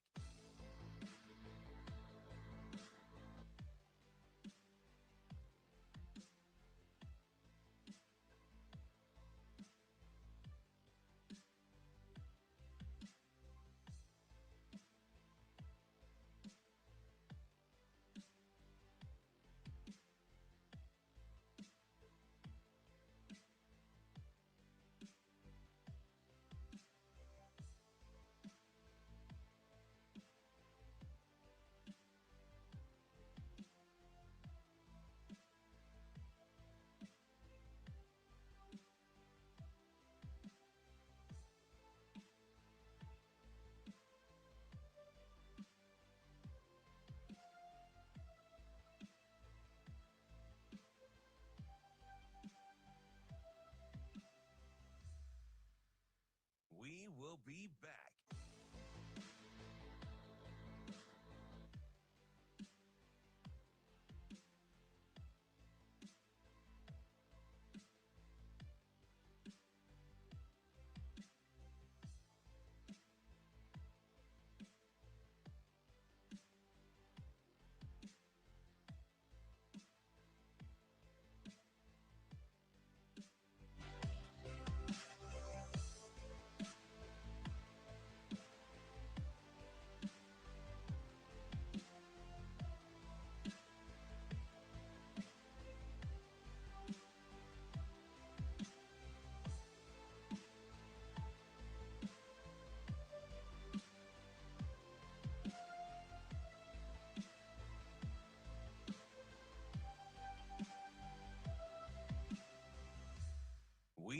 be back.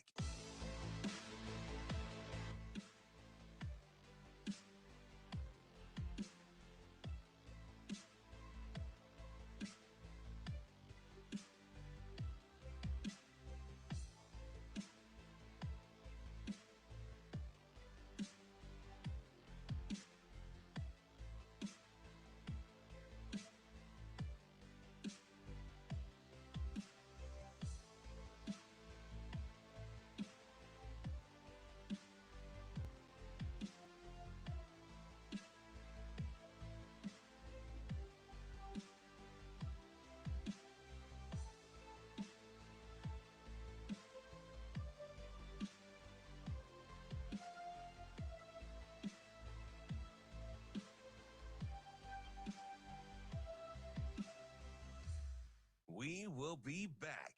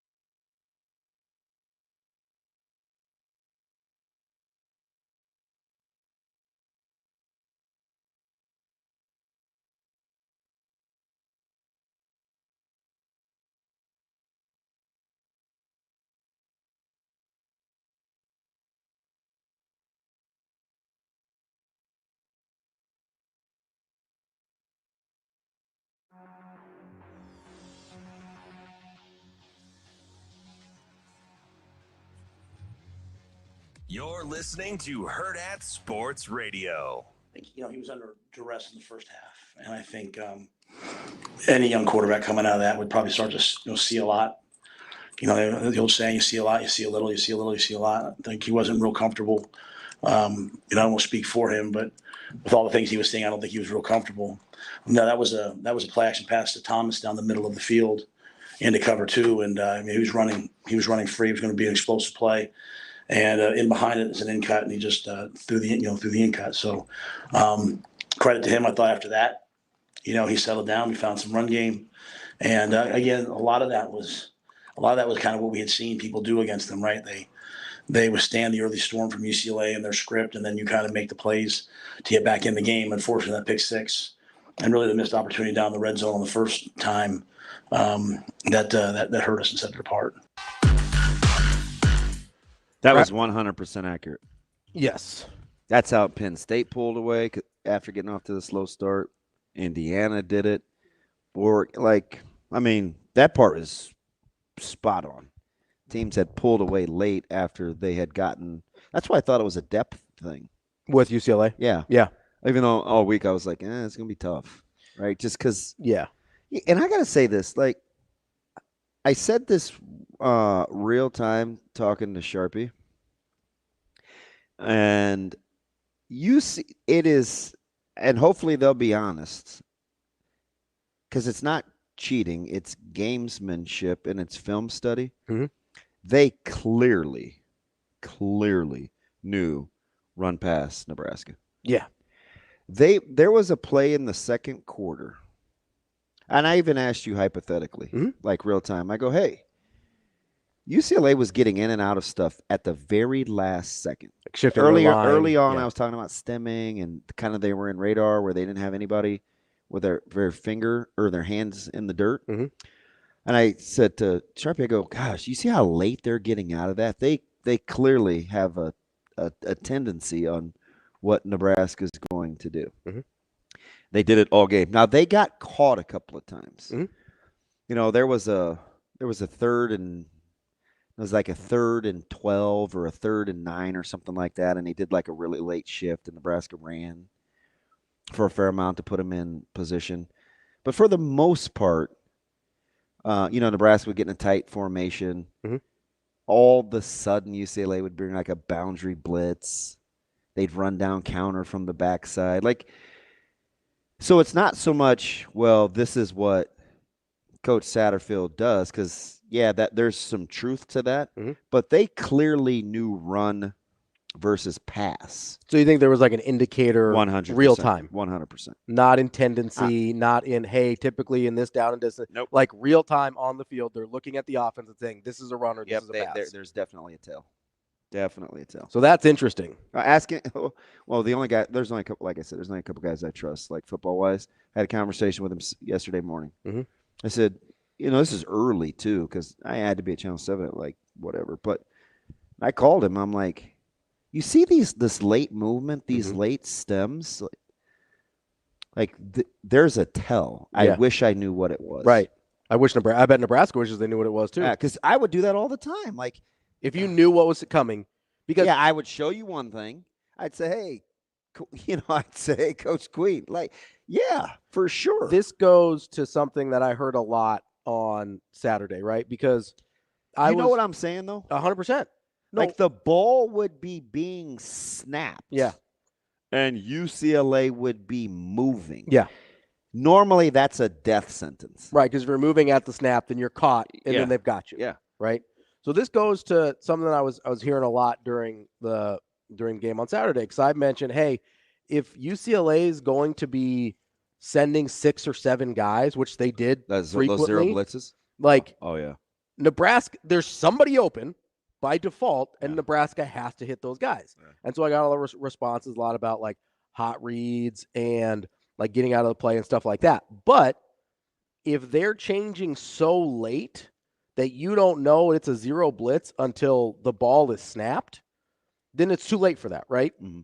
And so maybe that's the answer to what my question was, real time, and like, hey, how are they not finding open guys when you're sending 6 or 7? Because the pre-snap read wasn't that they were sending 6 or 7. Yeah, and that's one of those, like, so two things can be true at once, right? So if you're down on coordinating, and see, those are things where like hot routes. I mean, everybody has them, right? Go settle where they came from, this, that, and the other. So that's a whole separate discussion. But the tendency tipping or whatever was clearly a real thing. I watched them run. They ran down counter from the backside on a boundary blitz to a 2-by. Yeah, you have to know that that's coming. Yeah, otherwise, it just never happens. We had a deal Friday against Westview. They're like, hey, an H-back set to a 2-back nub. This is the only time we're going to chase this from the backside. Because that's all they did out of it. Right. So because if you didn't know it was coming back to you, you would never do that. Nope. Because fundamentally, it's not. I mean, you're rolling the dice. Yeah. Yeah. But yeah, and it's just like just the late movement. And I want to go back to something that Nate said about the staff. And this isn't specific to people; it's about personality traits. Just talking about, Bill, when he said, hey, and clearly a guy that's had a lot of successful companies knows a thing or two about personnel, right? Building teams, and So, like, if you have a certain type of personality that permeates your staff, you have to have some balance. You got to offset some things. Right? So, if one of the reasons, because I'll go all the way back to something Coach Rule said at the very, very, very beginning when he was putting the staff together. And he goes, the thing about Sat is, he's super loyal guy. He's hardworking. He loves ball. He's gonna do what he's told. He's gonna do what I ask. Like I trust him, right? He's a guy that if you have to pull play calling duty. I've said this story out loud. I said this. This was back in spring, I think. No, this was when he first got hired. Oh yeah, so it was a long time ago. Okay, yeah. It seemed like a weird thing to mention. As a compliment. Yeah. Right. Like, well, and I could pull play calling duties from him, and you never know. But that got me thinking. Okay, you're starting from the ground up. You want to start a job with guys that you trust to lift this platform off the ground, because you have to start with culture. So that's fine. But everything else that you bring in around that has to complement that same deal. So if I've got a nice guy here and I got a trustworthy guy here and I got a trustworthy guy here and I got a trustworthy guy here, at some point you have to have a guy or two or three that's going to draw a line in the sand and be like, wait a minute. It's kind of an SOB. Yeah. Like you kind of need a mean-spirited guy. Yeah, kick his ass out of here. Or he's not doing this. Yeah. Let's do that. You know what I mean? Yeah. And that's from like player to player. Mm-hmm. That's coach to player, and that's coach to coach. So, like, if you wanted to talk to me about you needing to diversify the staff from a temperament standpoint, sure, I'd probably start there. Yeah, I'll hear that. I'd be vibing with that because you have to be. And I said this, like, absolute power can corrupt absolutely. So you have to, because you put a lot of pressure on yourself. Mm-hmm. If you don't have other people around you that can check you, mm-hmm. that your word is bond. Yeah. You don't always want that. Yeah. Checks and balances are positive. Yeah. Yeah. Like you don't always want that. So, and I mean, I'm 2 years into saying this, and I still believe it to be the case. Like there has to be people. You know, Coach Rule needs checks and balances. Mm-hmm. Tony White needs checks and balances. You know, Troy Dana needs checks mm-hmm. and balances. Like you just do all the way up, all the way to the top. Because I think it's too much pressure on one individual to always be right all the time from their vantage point. Mm-hmm. Right? You need some collective counsel. Yeah. To say, hey, listen. Right. If I don't like the way this guy's playing. Mm-hmm. But I may have a blind spot as his position coach, then the coordinator's got to be like, okay, if the coordinator says to the position coach, man, you got your guys, you're coaching your guys, then somebody needs to tell the coordinator, hey, man. Hey, that guy's not getting it done. Make the executive decision. Yeah, you got to have the hard conversation. So that's kind of where you have to start if you want to hold guys. Because I'll go back to what we talked about in the very beginning of the show. It's about accountability. Mm-hmm. But that's from top down, right?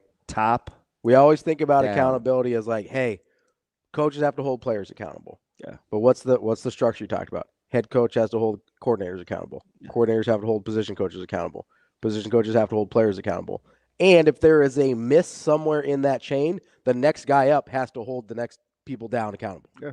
Right? Like if Satterfield's temperament, just as an example, isn't I'm a loyalty, good person guy. I'm gonna do what I'm told. Then you need a guy that's gonna that's gonna kick the cart a little bit. Then you need Glenn Thomas or whoever, like Glenn Thomas, whomever else it is, or Coach Rule to be like, hey, this isn't working. This guy isn't getting it done. Let's go.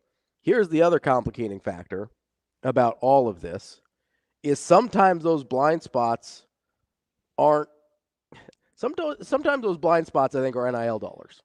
Oh, 100. Yeah, chalk your losses up. Move on. Right? I think sometimes those blind spots are we're paying this guy X. We have to play him. No, you don't. No, you don't.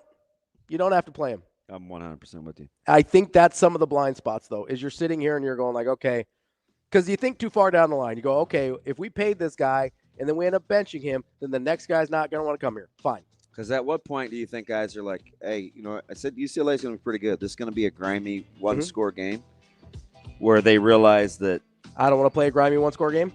They lost to Minnesota the last drive. Mm-hmm. You were tied against LSU. You didn't hammer. You beat Rutgers on the road. Like the record was like they're better than their record. We said this last week. We said it last week. Yeah. We've got Adam McClintock, college football professor, coming up next. Get into some analytics and nitty-gritty with him here on Hurrdat Sports Radio. We will be back.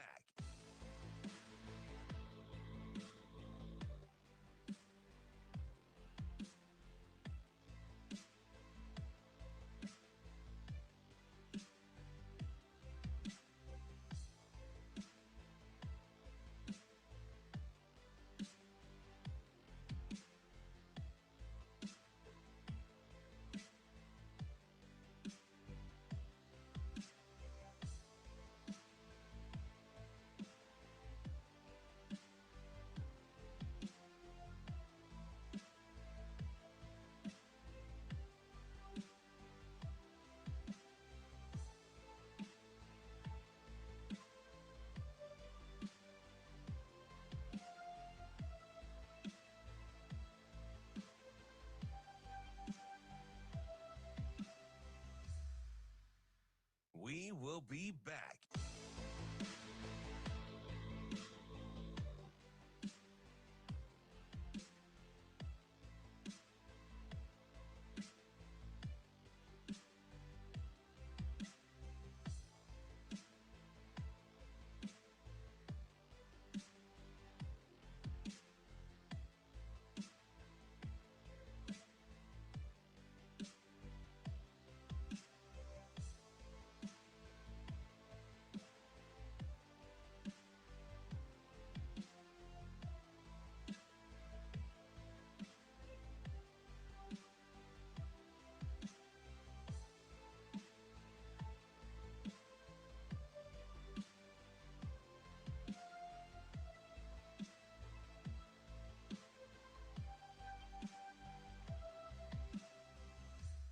We will be back.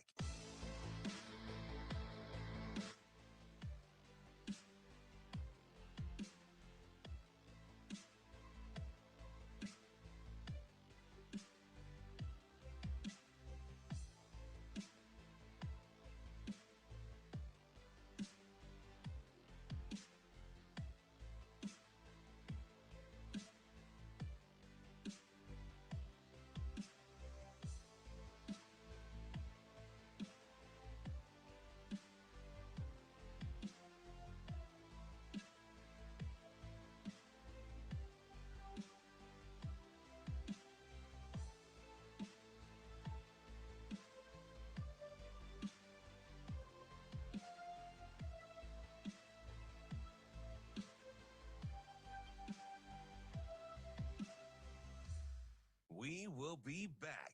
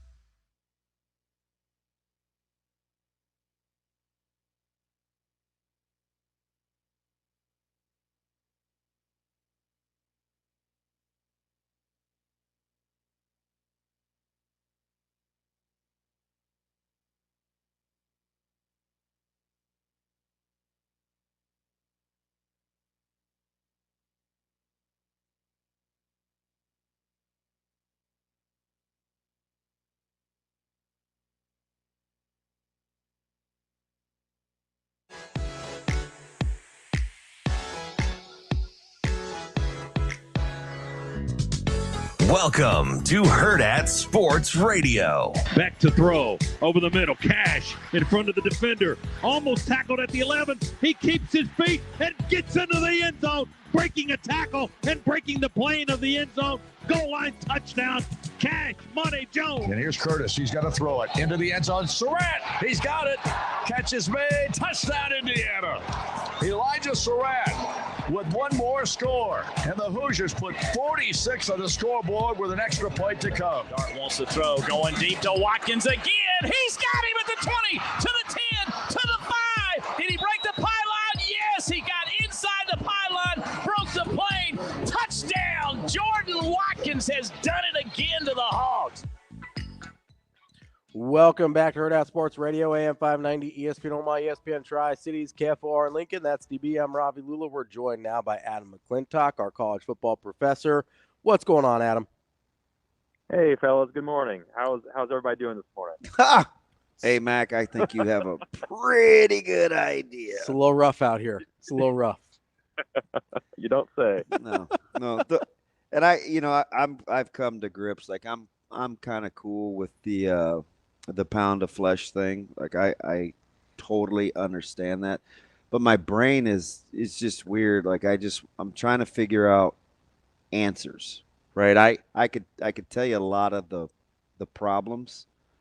I'm trying to figure out answers. You want to help us figure out some answers, Mac? What do you think? I'm going to try. I'm gonna try. Let's see. Let's start globally first before we go micro into Nebraska. You looked at what happened in the top 25, and everybody talks about, well, NIL, and you can get better in a hurry. How soon before the analytics catch up to like cohesiveness and kind of a core root of something as an indicator more than just player movement? I think it may take a couple more years, but we're already seeing right now that the best way to construct a roster is not to go heavy into transfer portal. That's not a wise way to construct your roster. I mean, I think you've seen that with Mel Tucker at Michigan State. I think Ravi Seminoles are having a little bit of issue with that this year, maybe. But the way to construct a roster that we've seen, just through, these are early returns, right? Let's talk about early returns. Because, on the eve of election day tomorrow.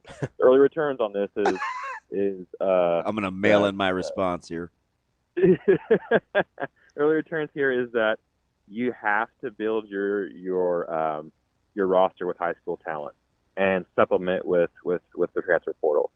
77% of the 77% of the time this year alone, the better high school recruiter has won the ball game. That's a pretty definitive statement right there in itself. So, in order to have a stable, healthy program, you've got to base it. It's got to be rooted in your high school recruiting. Let me ask you something. Hey, Mac, I want to start with a guy. Anybody that's heard me for years, I think he's a pretty good. I've said he's a good coach, and I worried about them this year. I thought, oh my gosh, 4.5 is the win total. They may be in trouble. He continues to exceed expectations. What's the secret? What's the sauce that PJ Fleck uses in Minnesota? He's consistent. I mean, he's gone through how many offensive coordinators there? Apparently doesn't matter though. They still move the football how he wants to move the football. That's exactly right. They have an identity. They have a clear identity. They know exactly who they are and what they need to do to win ball games in Minnesota with the talent base that they're able to get, and he sticks to that. It doesn't matter. Moving parts don't matter to PJ Fleck.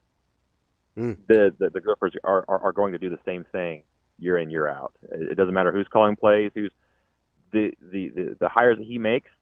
They're going to be highly efficient guys doing his system, doing the things that he wants to do. That's why PJ Fleck continues to win in Minnesota. With it seems like a musical chairs of coordinators on both sides of the ball. Adam, so you brought up an interesting point there with fit and identity with PJ Fleck, because I know what you guys do and you're crunching the numbers. You've been kind enough to share some of those with me. How do you account for fit and identity when looking at that? I mean, we've had a conversation about what if this guy goes here and we like the numbers on this guy, but how do you account for fit in those situations?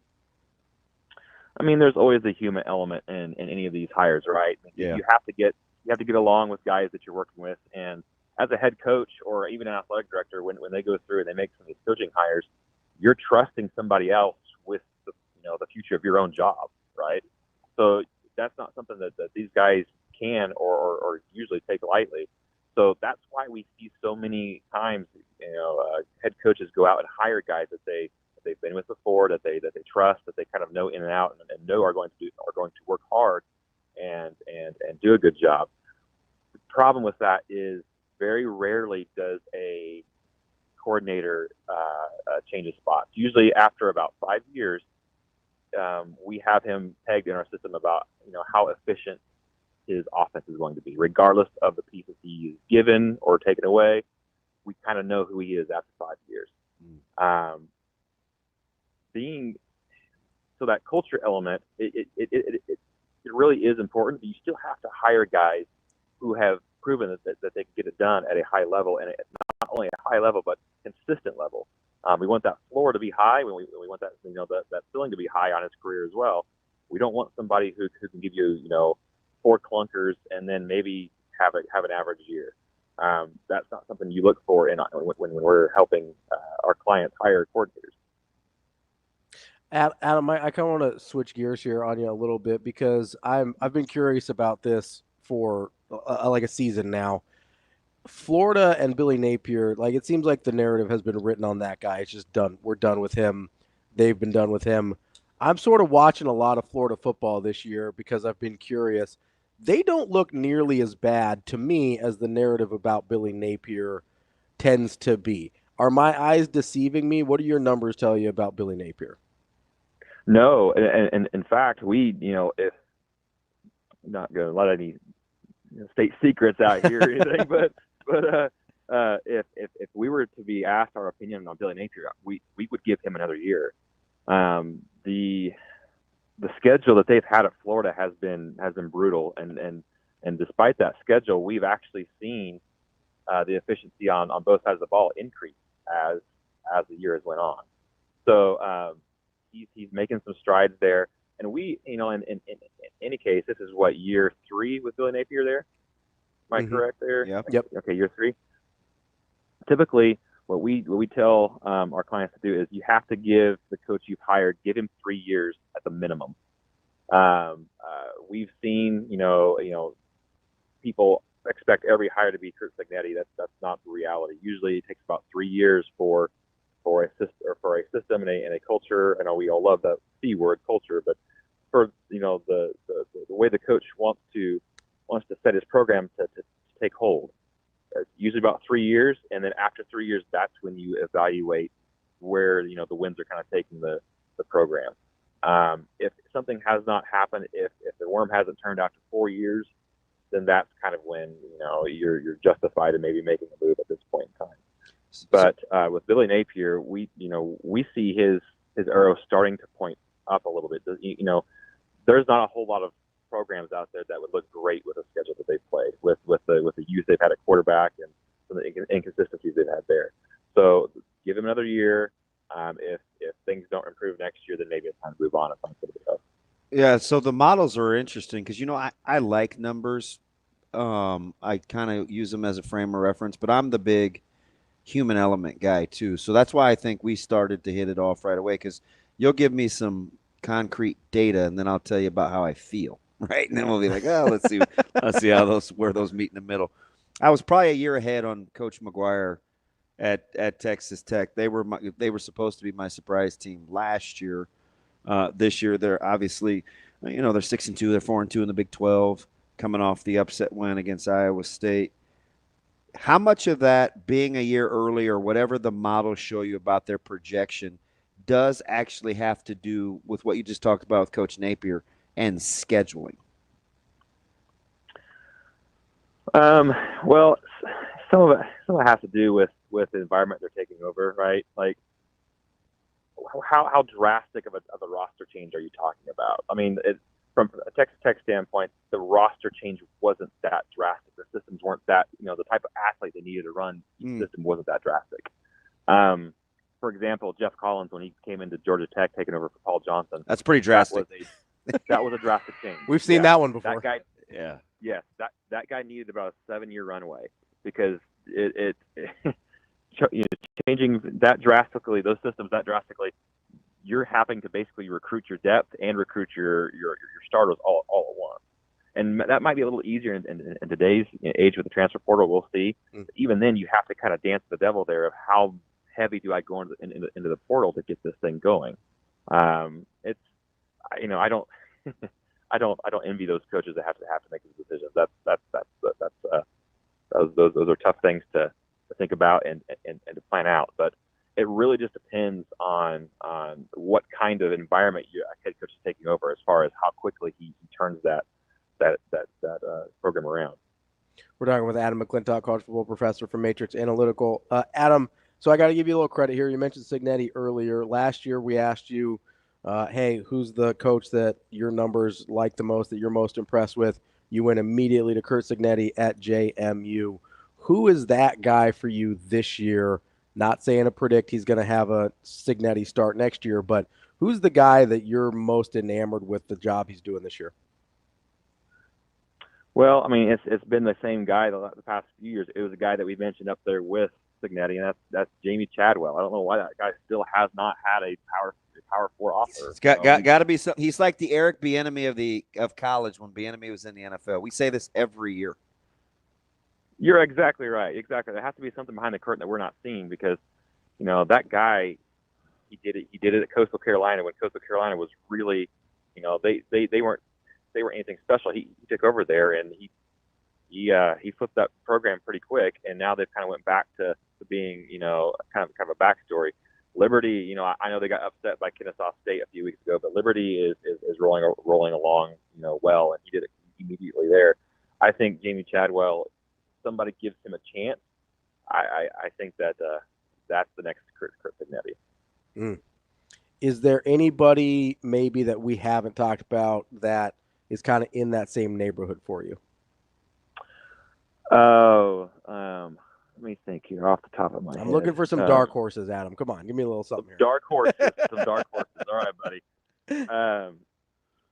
Not anybody off the top of my head that I can think of right now. I don't have my computer and spreadsheet in front of me, and without that, I kind of feel like Superman was Krypton. But no, off the top of my head, I don't have anybody that I can think of. No, but Chadwell is like I said, he's the guy year in year out that we're just kind of scratching our head about. Why is this guy still where he's at? Okay, I'll ask you about one of my other pet projects then, and that is my guy Jeff Monken. Is he as good as I think he is? He's done wonders at Army. Now the question there is, how does that translate, right? Yeah, how does that translate to a Power 4 program? And because you're not going to be able to bring that offense. Obviously, I mean, I think Georgia Tech learned a hard lesson there that unless you're going to stick with that offense for the extreme long term, that's hard to saddle a program with that type of offense and the type of athlete you need for that.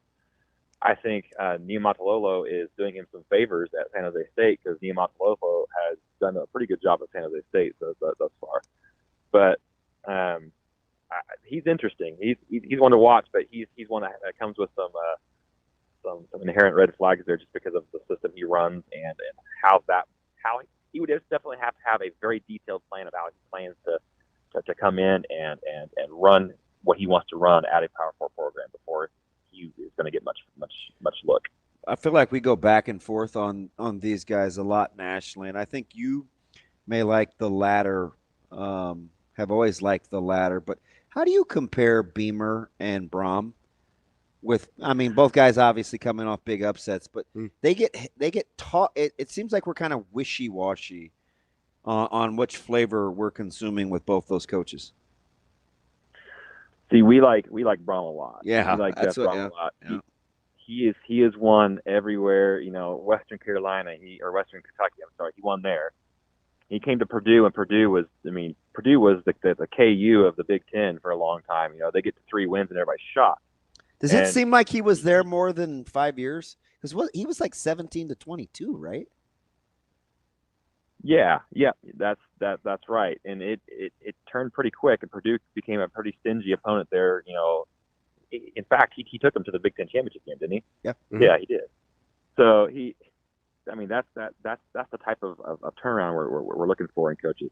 And he goes to Louisville, and he's made them into a player in the ACC as well. So he's a guy we like quite a bit. Shane Beamer, he's definitely coming up in that conversation though as well with what he's done at South Carolina. He's kind of in that mode right now where he's getting consistent results, and they're a team that has to be talked about. This year alone at South Carolina, he should have one loss there right now. If you watch South Carolina how their games have went. That conceivably could be a one-loss team. So enough can't be said about Shane Beamer and what he's doing at South Carolina. He's definitely one of those coaches that we have our eyes on. But at this point, we would have Brom probably still ahead of Shane Beamer. Adam, I want to ask you some Nebraska questions here in a second, but before we get to that, you kind of got my noodle going here a little bit with. A couple weeks ago, Coach Rule talked about guys that sort of build programs versus guys that go to winning programs and are able to keep winning. When you guys are looking at your analytics and your models, do you differentiate between guys that are able to take a program that hasn't been winning and elevate them to a certain level versus, and not to hate on Ryan, that's your wins percentage, or your expected wins percentage increase stat, right, Adam? Yeah, exactly. That's something we track for every coach. It's our progression rate from our program progression rate from year over year. And yeah, that's definitely something we track closely because that's extremely important in a head coach. That's one of our one of the highlights that when we do profile candidates to our clients. It's one of the top things we want to highlight. I think I've shared with you guys, Coach Rule is extremely high on that progression list. I think he's our number one head coach right now in progression rate at 11%, which is year over year improvement, which is very impressive. At that rate, he should have his team in contention for a double digit win season after 3 years. Now don't take that to the bank, everybody listening out there. I mean, that's just what the spreadsheet says. Other guys that are kind of in that same neighborhood, I can give you some examples. Yeah.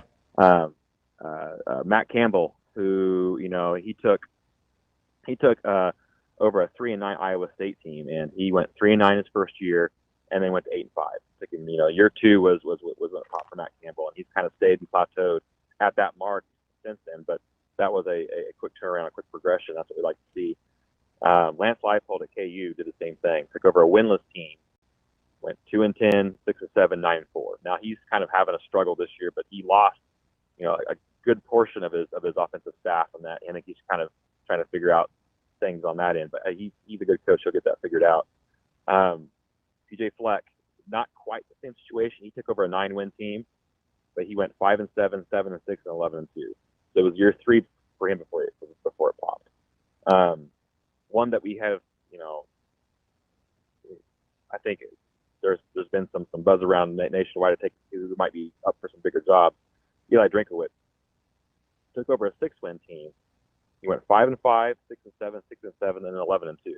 So he was one of those that we would have said, okay, after year 3, take a peek at kind of how the wins of the program seem, and then give him a 4th year. In his 4th year, he popped. Now he's having not quite the year they wanted there at Missouri still, but I think for Missouri in the SEC, you still have to be happy with what he's done in Missouri.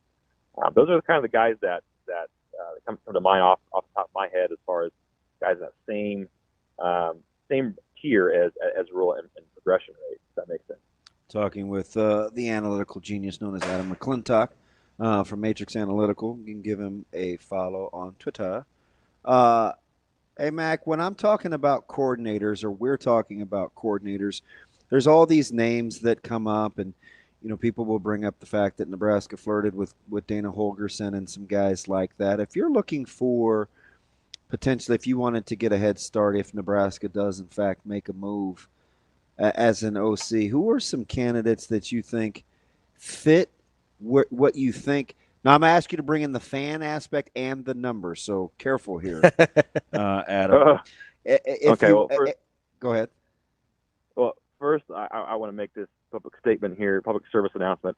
The job's not open. That's not correct. That's not correct. Let's not go after. And people know me. I'm only asking the question so we can limit the scope. Clearly the job's not open.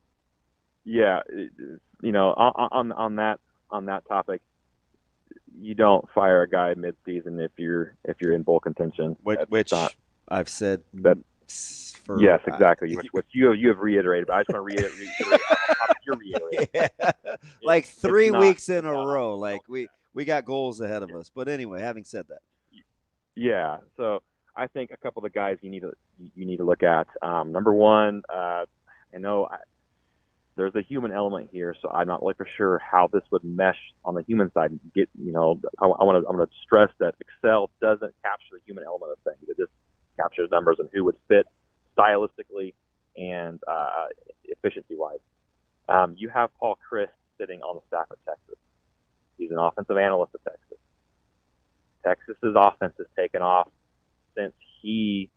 Now, I don't want to say that he's solely responsible for their success. Okay, that's not what I'm saying, because head coach there is a really good play caller in his own right. But Sarkisian on that is. But since since they hired Paul Chryst as their senior offensive analyst, they've been a different football team. Go hire that guy.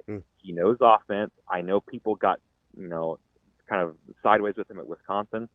He's a good offensive coordinator. He's efficient. He's consistent. He's not going. He's more likely to give you a good offense than a country. Okay. Another guy that I think that would fit good at Nebraska, and just the history of him with the staff, is Jeff Nixon out at Syracuse. Now Syracuse is going to really love us if we go out and take their offensive coordinator after taking Tony White. Well, But, hey, at least we didn't take Kyle McCord. Remember those discussions? Golly, lost our mind. But anyway, go ahead. Right. So yeah, Jeff Nixon is one. He doesn't have as much experience as Paul Chryst, but his short time he has been a play caller. He's got 2 years, and this will be his third one. He has been consistently above average in efficiency from our scale. He's actually called plays for Rule before. It's a guy that Rule could be familiar with and still have that trustworthiness with him. Another guy that we really like is, and this is another one that stylistically I'm not really sure how it would mesh, but the efficiency is so high. As Brennan Marion out at UNLV, he's done tremendous things with that offense out at UNLV, and he's done it with multiple quarterbacks. He's done it with multiple quarterbacks quitting. So it's not the quarterback that's driving his system. He is the one that's creating that offense. It's not just players in the system he's just got a couple ringers out there. He is creating that offense.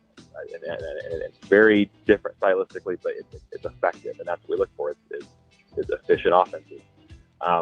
When considering what conference and how football needs to look in the Big Ten, we kind of steer away from some stylistic. Like I know people were kind of yelling for Dana Holgorsen in the offseason. I don't know how well that would have fit in with the Big Ten overall. Historically, in the Big Ten, to be successful, you have to show some ability to run the ball consistently. And some of those air raid offenses, that's why Graham Harrell may have failed at Purdue. That's why,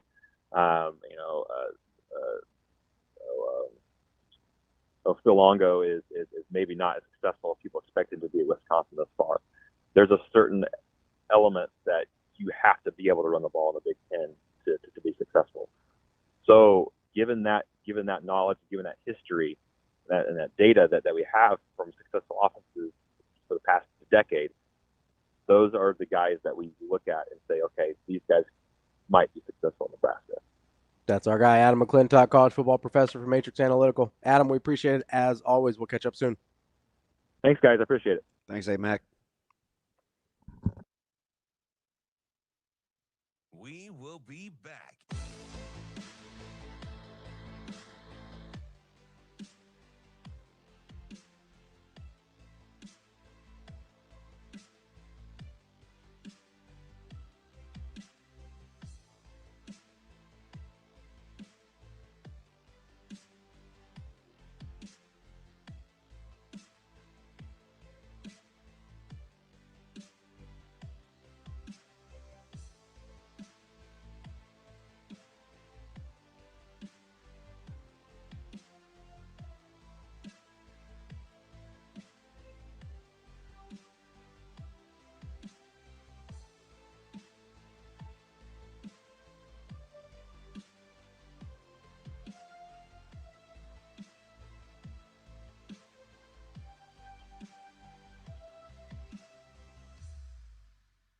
We will be back.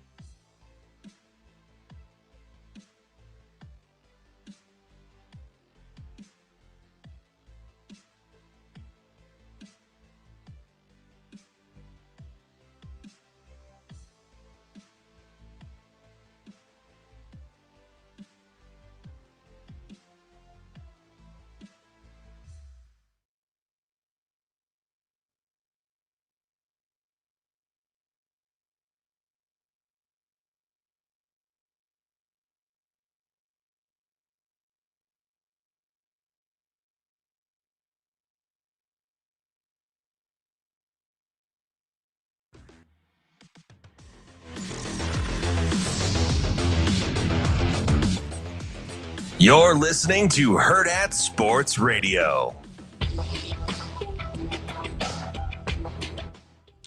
Welcome back to Hurrdat Sports Radio, AM 590, ESPN Omaha, ESPN Tri-Cities, KFOR, and Lincoln. It's time for Bet On It, brought to you by Warhorse Sportsbook. Warhorse Sportsbook, no bets, no glory. Make sure you place your bets in person at the sportsbook in either Lincoln or Omaha. Best bets must be placed in person, but you can get the app. You can build those bets before you get there and be ready to go right when you walk through the doors. It is the best place in Nebraska to place your sports bets. Go to warhorsecasino.com for a full list of details and house rules. DB. What up? We had a little bit of an interesting weekend. It was wild. There was something about interesting. Well, there's a lot going on. There's a lot of upsets. We had some. That's interesting? That's wild. I think upsets are interesting. Interesting is like trying to figure out how spiders spin webs. Trying to figure out if crickets are smarter than we are? Yeah. Idiot. Not freaking South Carolina and Louisville and So South Carolina, that one had a stinky line coming in. Yeah, 100%. That was only a 2.5-point favorite. Wasn't worse than Minnesota's. No, it sure wasn't. Shoot, for as right as I was about Minnesota, I was dead wrong about Michigan State. I mean, you looked pretty smart for a quarter. Oh, I know. You looked real smart for a quarter. Yeah. And then life happened. Signetti happened. Yeah. The Kurt of it all happened. And we didn't even nobody talked about Houston. Oh, yeah, K-State. Yeah. Like that's a wait, and Houston has doesn't Houston have a losing record? Yeah, they are now 4-5 after the win. Like that's been a pretty rough Houston team this year. Yeah. And a pretty good K-State team. They were 7-1 going into that one. That's a wild one. You had 3 pretty major upsets. Do you know one thing that I'm glad in this whole thing that I never gave credence to? We didn't even talk about Louisville, but yeah, go ahead. At no point was as bad-mouthy and as hard as on Dion as you were, and you said it was because I was a fan as a kid. Yeah. Do you know what it really is? What? I don't care what a coach's style is necessarily, as long as his players buy into it. So I'm always very reluctant. Here's where I struggle with Dion on that, though, is there's enough guys that have left the program. That just means it wasn't for them. Maybe. It doesn't, you know what I mean? Maybe. Because that just means it wasn't for them. Here's the one thing that I would say about that versus like Matt Rule, for instance, right? There's guys that leave this program, not a lot, but there's guys that leave this program that I would be stunned if any of them had anything close to say about Matt Rule that people have had to say about Dion. Like, it's okay. But that's just different, though. No, but it's okay if a situation's not for you and like, hey, you're just not going to be able to cut it here. And that's different. You can still treat them like humans. That's where I get lost with Dion. Is it just doesn't like it's. We talked about the transactional nature that Matt Rule tries to get away from. It feels very transactional with Dion for me. Well, sometimes I wish he would be more transactional. You're not wrong. Like, I think you're right. There are situations here where it's like, hey, probably, and I brought this up. I think it was to Adam, actually. I think I was DMing Adam during the game. And I go, is there a certain point where you just sit there and you go, hey, these older guys on the team, might be really good dudes, and they might even be good players. At some point, do you just have too much of the DNA of what's been going wrong before that you got to just move on? Yeah. Like, is that a real thing? Yeah. Because I think I look at some of these guys, and do I need to go back to the we haven't won with you bit? That's what I'm getting to, right? Because I'm sitting here and I'm looking at guys, and I'm going to say names because this is who I'm looking at. You don't have to couch it. Yeah. Like, I look at Isaac Gifford. I look at a guy that I think is really talented, that could be really good, that I don't think's playing the way he needs to for Nebraska to be who they think they can be. I'll even look at a guy, and Ty's been a little up and down. I think Ty Robinson has had times where he's played really, really well. I think there's been times where he has not met the moment. I think Nash is the same way. I think Deshaun Singleton's the same way. I think there's a lot of guys on that defense that maybe have just experienced the wrong thing for too long, and they're just not going to be able to get there in the time frame that they've got left with Nebraska. So what does that leave you to do if you're Coach Rule? Because I think he sees these guys and he says, hey, I can't ask for Gift to do anything more. He's doing all the things I ask him to. The only thing I can ask him to do more is to play better on Saturdays. Well, at some point, that's the thing, right? At some point, the playing better on Saturdays doesn't matter if you've done everything right. Doesn't matter if you're a shining example of everything Sunday through Friday.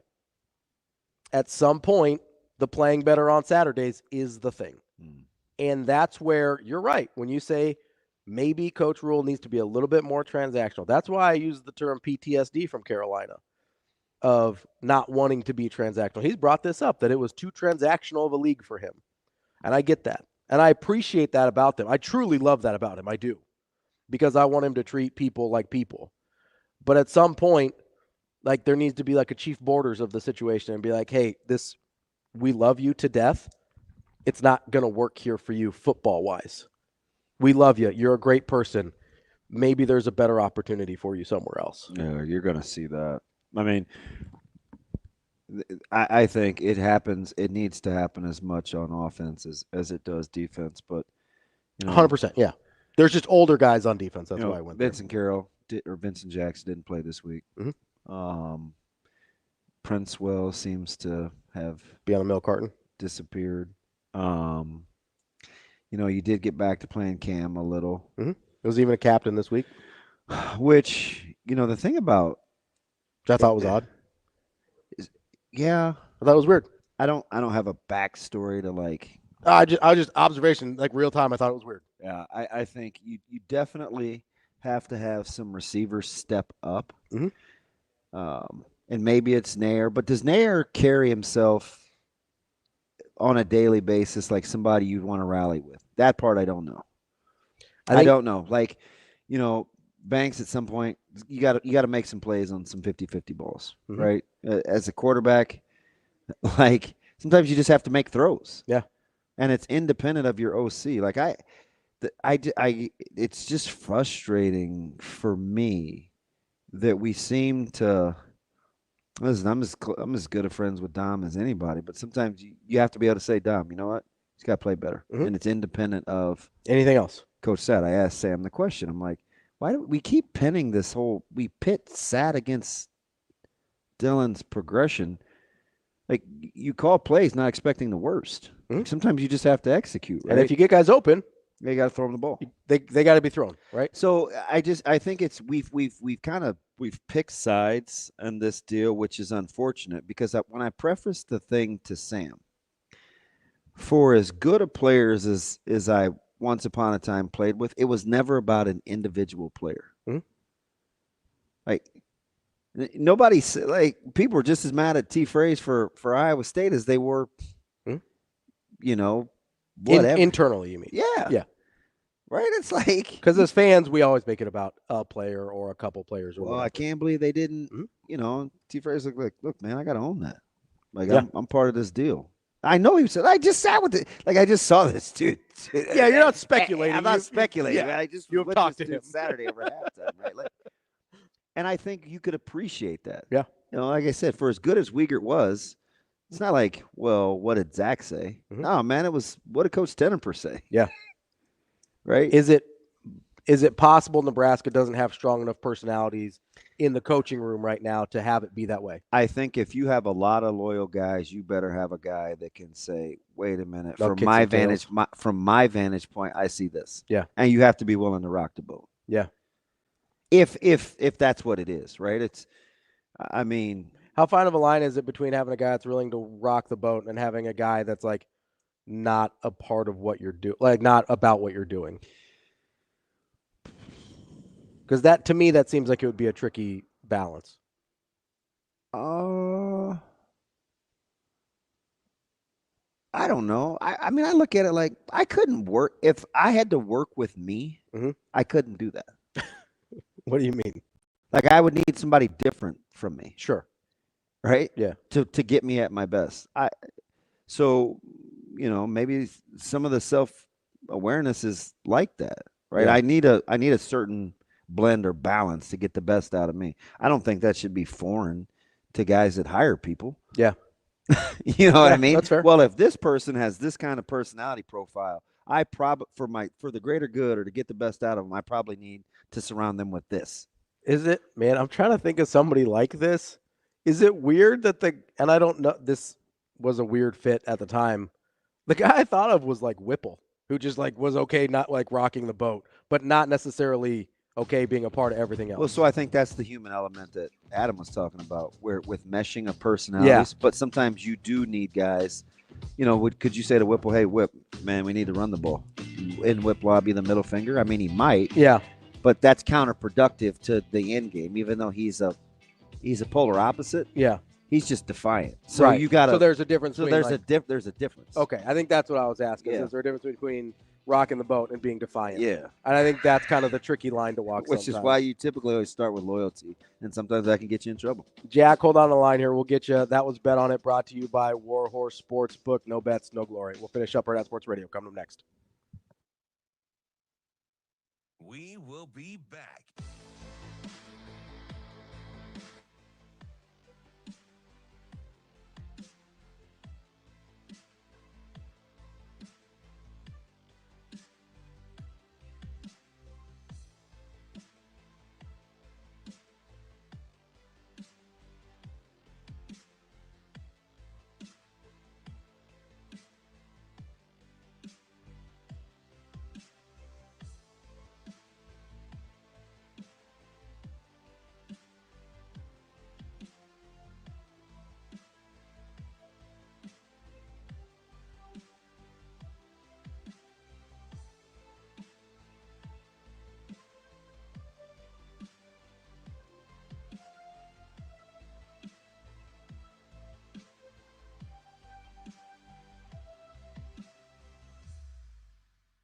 We will be back.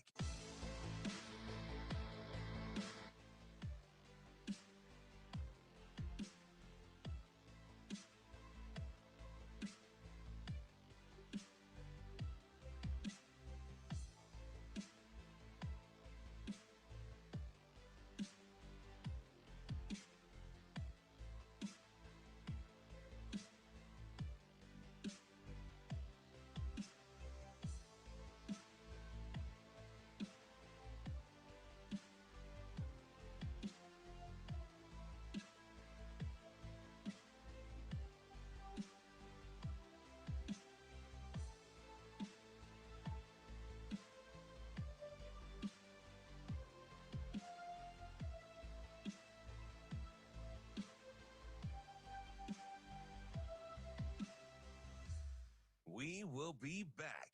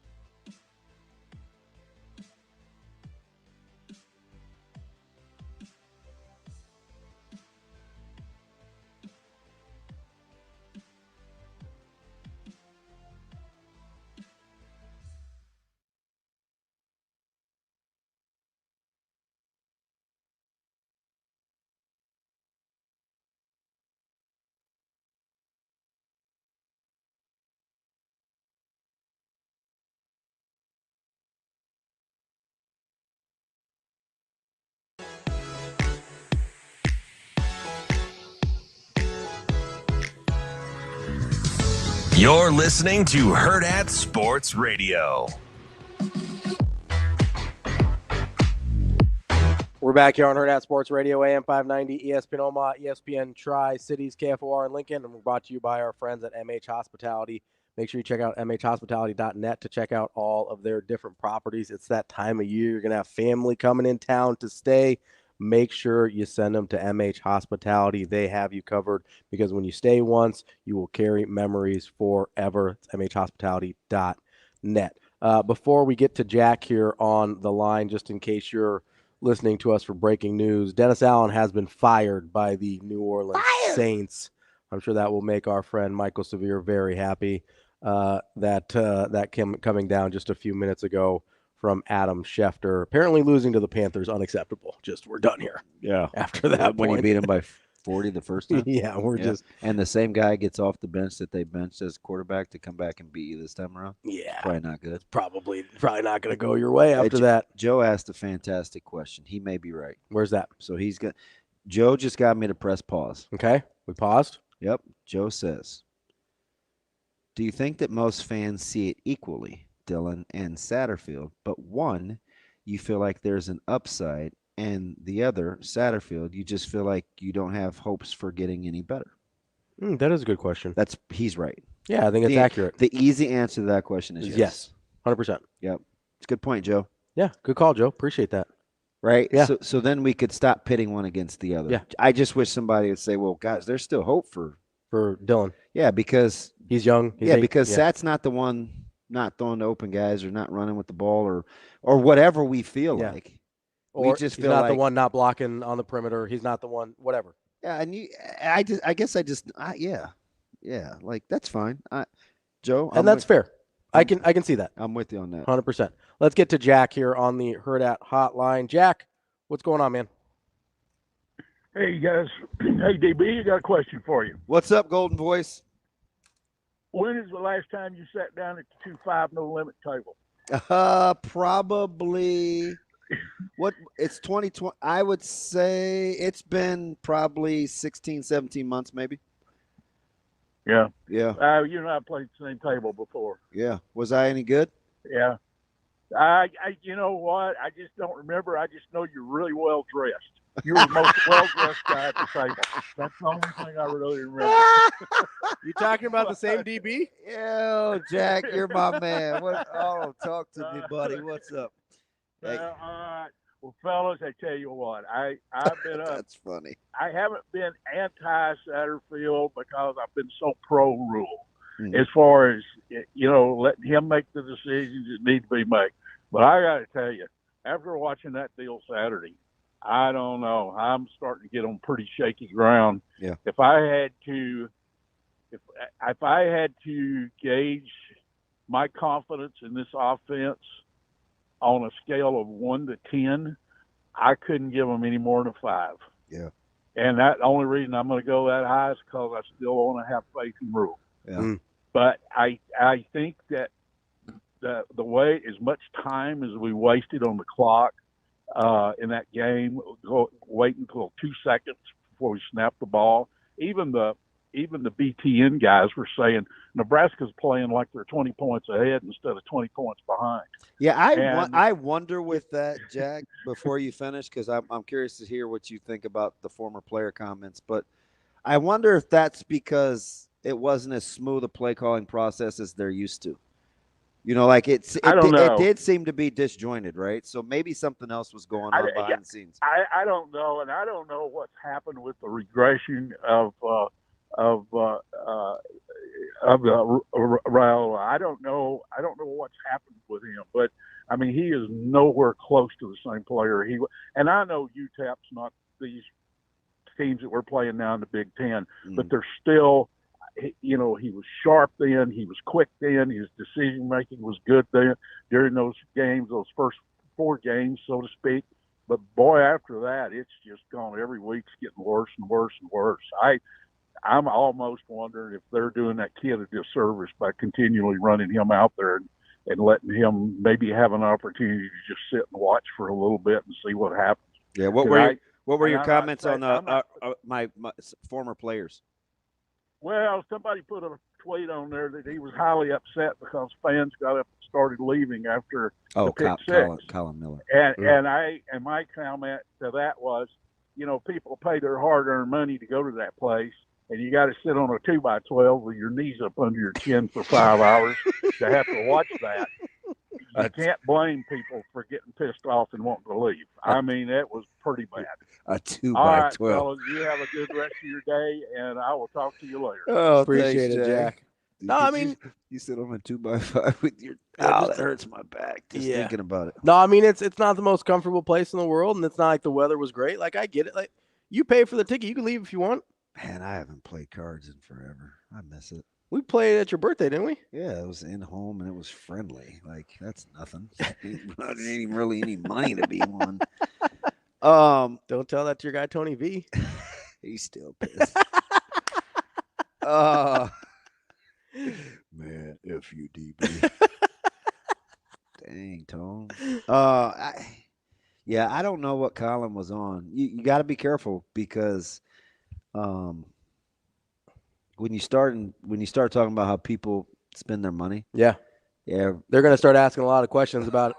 I mean, we heard Severe talk about return on investment, right? Yeah. I wouldn't question how these people are spending their money. Yeah. So like I would leave that string alone. Yeah, don't pull on that one. He's just young in the game, man. Because you have to be careful there. You know who spent way more money than they've gotten back? Nebraska fans for a while now.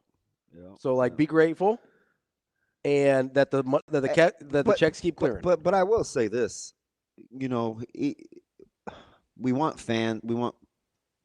people want us to understand how fans think. Mm-hmm. You kind of have to understand how former players think too. Sure. No, right? totally. Like there's 100%. Can't be a one-sided deal. If we're going to ask for understanding, I totally get it. Perspective matters. I can understand why he would say it. Yeah. I just, again, if I'm going to ask for fans to take the next logical step, I'm going to ask for players to do the same thing, right? If they're calling for sat and I'm like, okay, then what? Then I'm going to ask players the same thing too. Like, okay, sit in your seat. And then what? You want them to boo? Yeah. Because we heard some boos on Saturday too. Was that better? Yeah. And that was kind of early. It was after the second drive. Yeah. After the second offensive drive, there was boos. Like, is that better than them leaving? You want boos instead? Or are you going to tell them how to legislate how they feel when they're at the game too? I know the student section bounced. Oh yeah, they were gone. But I'm like, I wonder if where's the parties? There's probably some Halloween parties because it was like a couple days after Halloween. There's probably they're not still doing those, were they? Oh yeah. Really? The November 1st party? Oh yeah. Or you do like a Day of the Dead party or whatever. A lot of people do that kind of stuff. It's college. You don't have to have like a lot of excuses to party. I went to one of those Saturday. I was very concerned. Yeah? Like, Josie, where are you going? I mean, she's like decked out, ready to go? Yes. I thought I was watching. Is it Coco? Yeah. Is it Coco? The animated one? Yeah. Yeah, I think it's Coco. I thought I was watching Coco. Yeah. You weren't. It's okay. I mean, everybody's got their own opinions. Like, there's some guys that play like I can't stand listening to. Yeah. But it doesn't mean that they're not like that. I don't respect it. That I don't understand the fact that they have the right to have their opinion. 100%. Yeah. No, I get it. I 100% get that. I think you got to be real careful when criticizing a fan base that has given a lot and gotten very little in return. Now, I'll criticize how people act sometimes, but I'm going to be very rare to criticize about how they spend their money because I understand haven't been a great investment lately, and you think it can be, and I do too, but they got a brand new facility that just got paid for.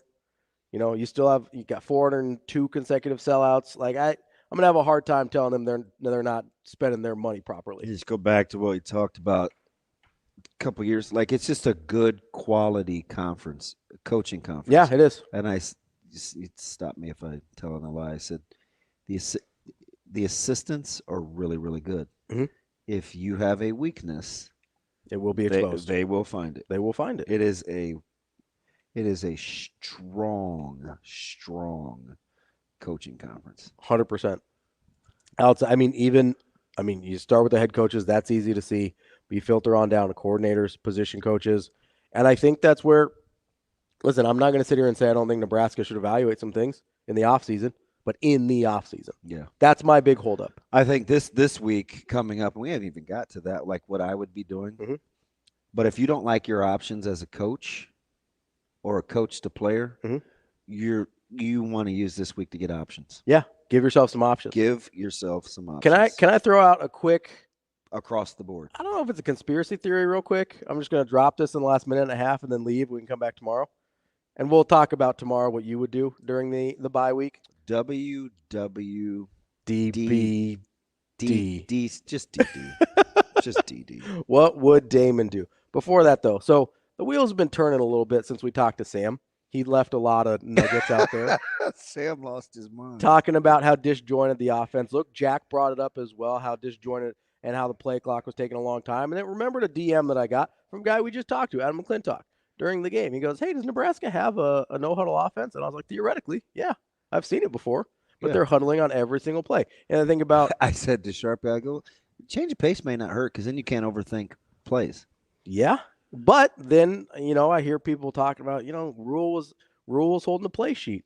And plays are taking a long time to get in. And they're huddling on every play. And I don't know anything. Again, I'm not lying to you. I don't know anything. But if I'm going to do deductive reasoning on all the evidence I have here, was the play calling process different than it was in previous games? Oh, you're going back to like what Jack said. And yeah, like does that mean taking a long time was to get someone else calling plays? Was someone else involved in input on plays? I think when you line up all the things that we saw, I don't have any inside info. You can make an argument that maybe Satterfield wasn't even calling that game. Yeah. I don't. If I knew, I honestly would tell you. I know, but like, can you I would see even that? I probably would tell you off here, but I didn't think about it like real time. I didn't either. I just thought about it because all the little nuggets that people keep dropping today. Yeah. See, I listen sometimes. I don't know if I come to the right conclusions, but I was listening. That's DB. I'm Ravi Lulla. We'll be back tomorrow. We'll find out what DB would do on the bye week. See you. Have a good day. Love you.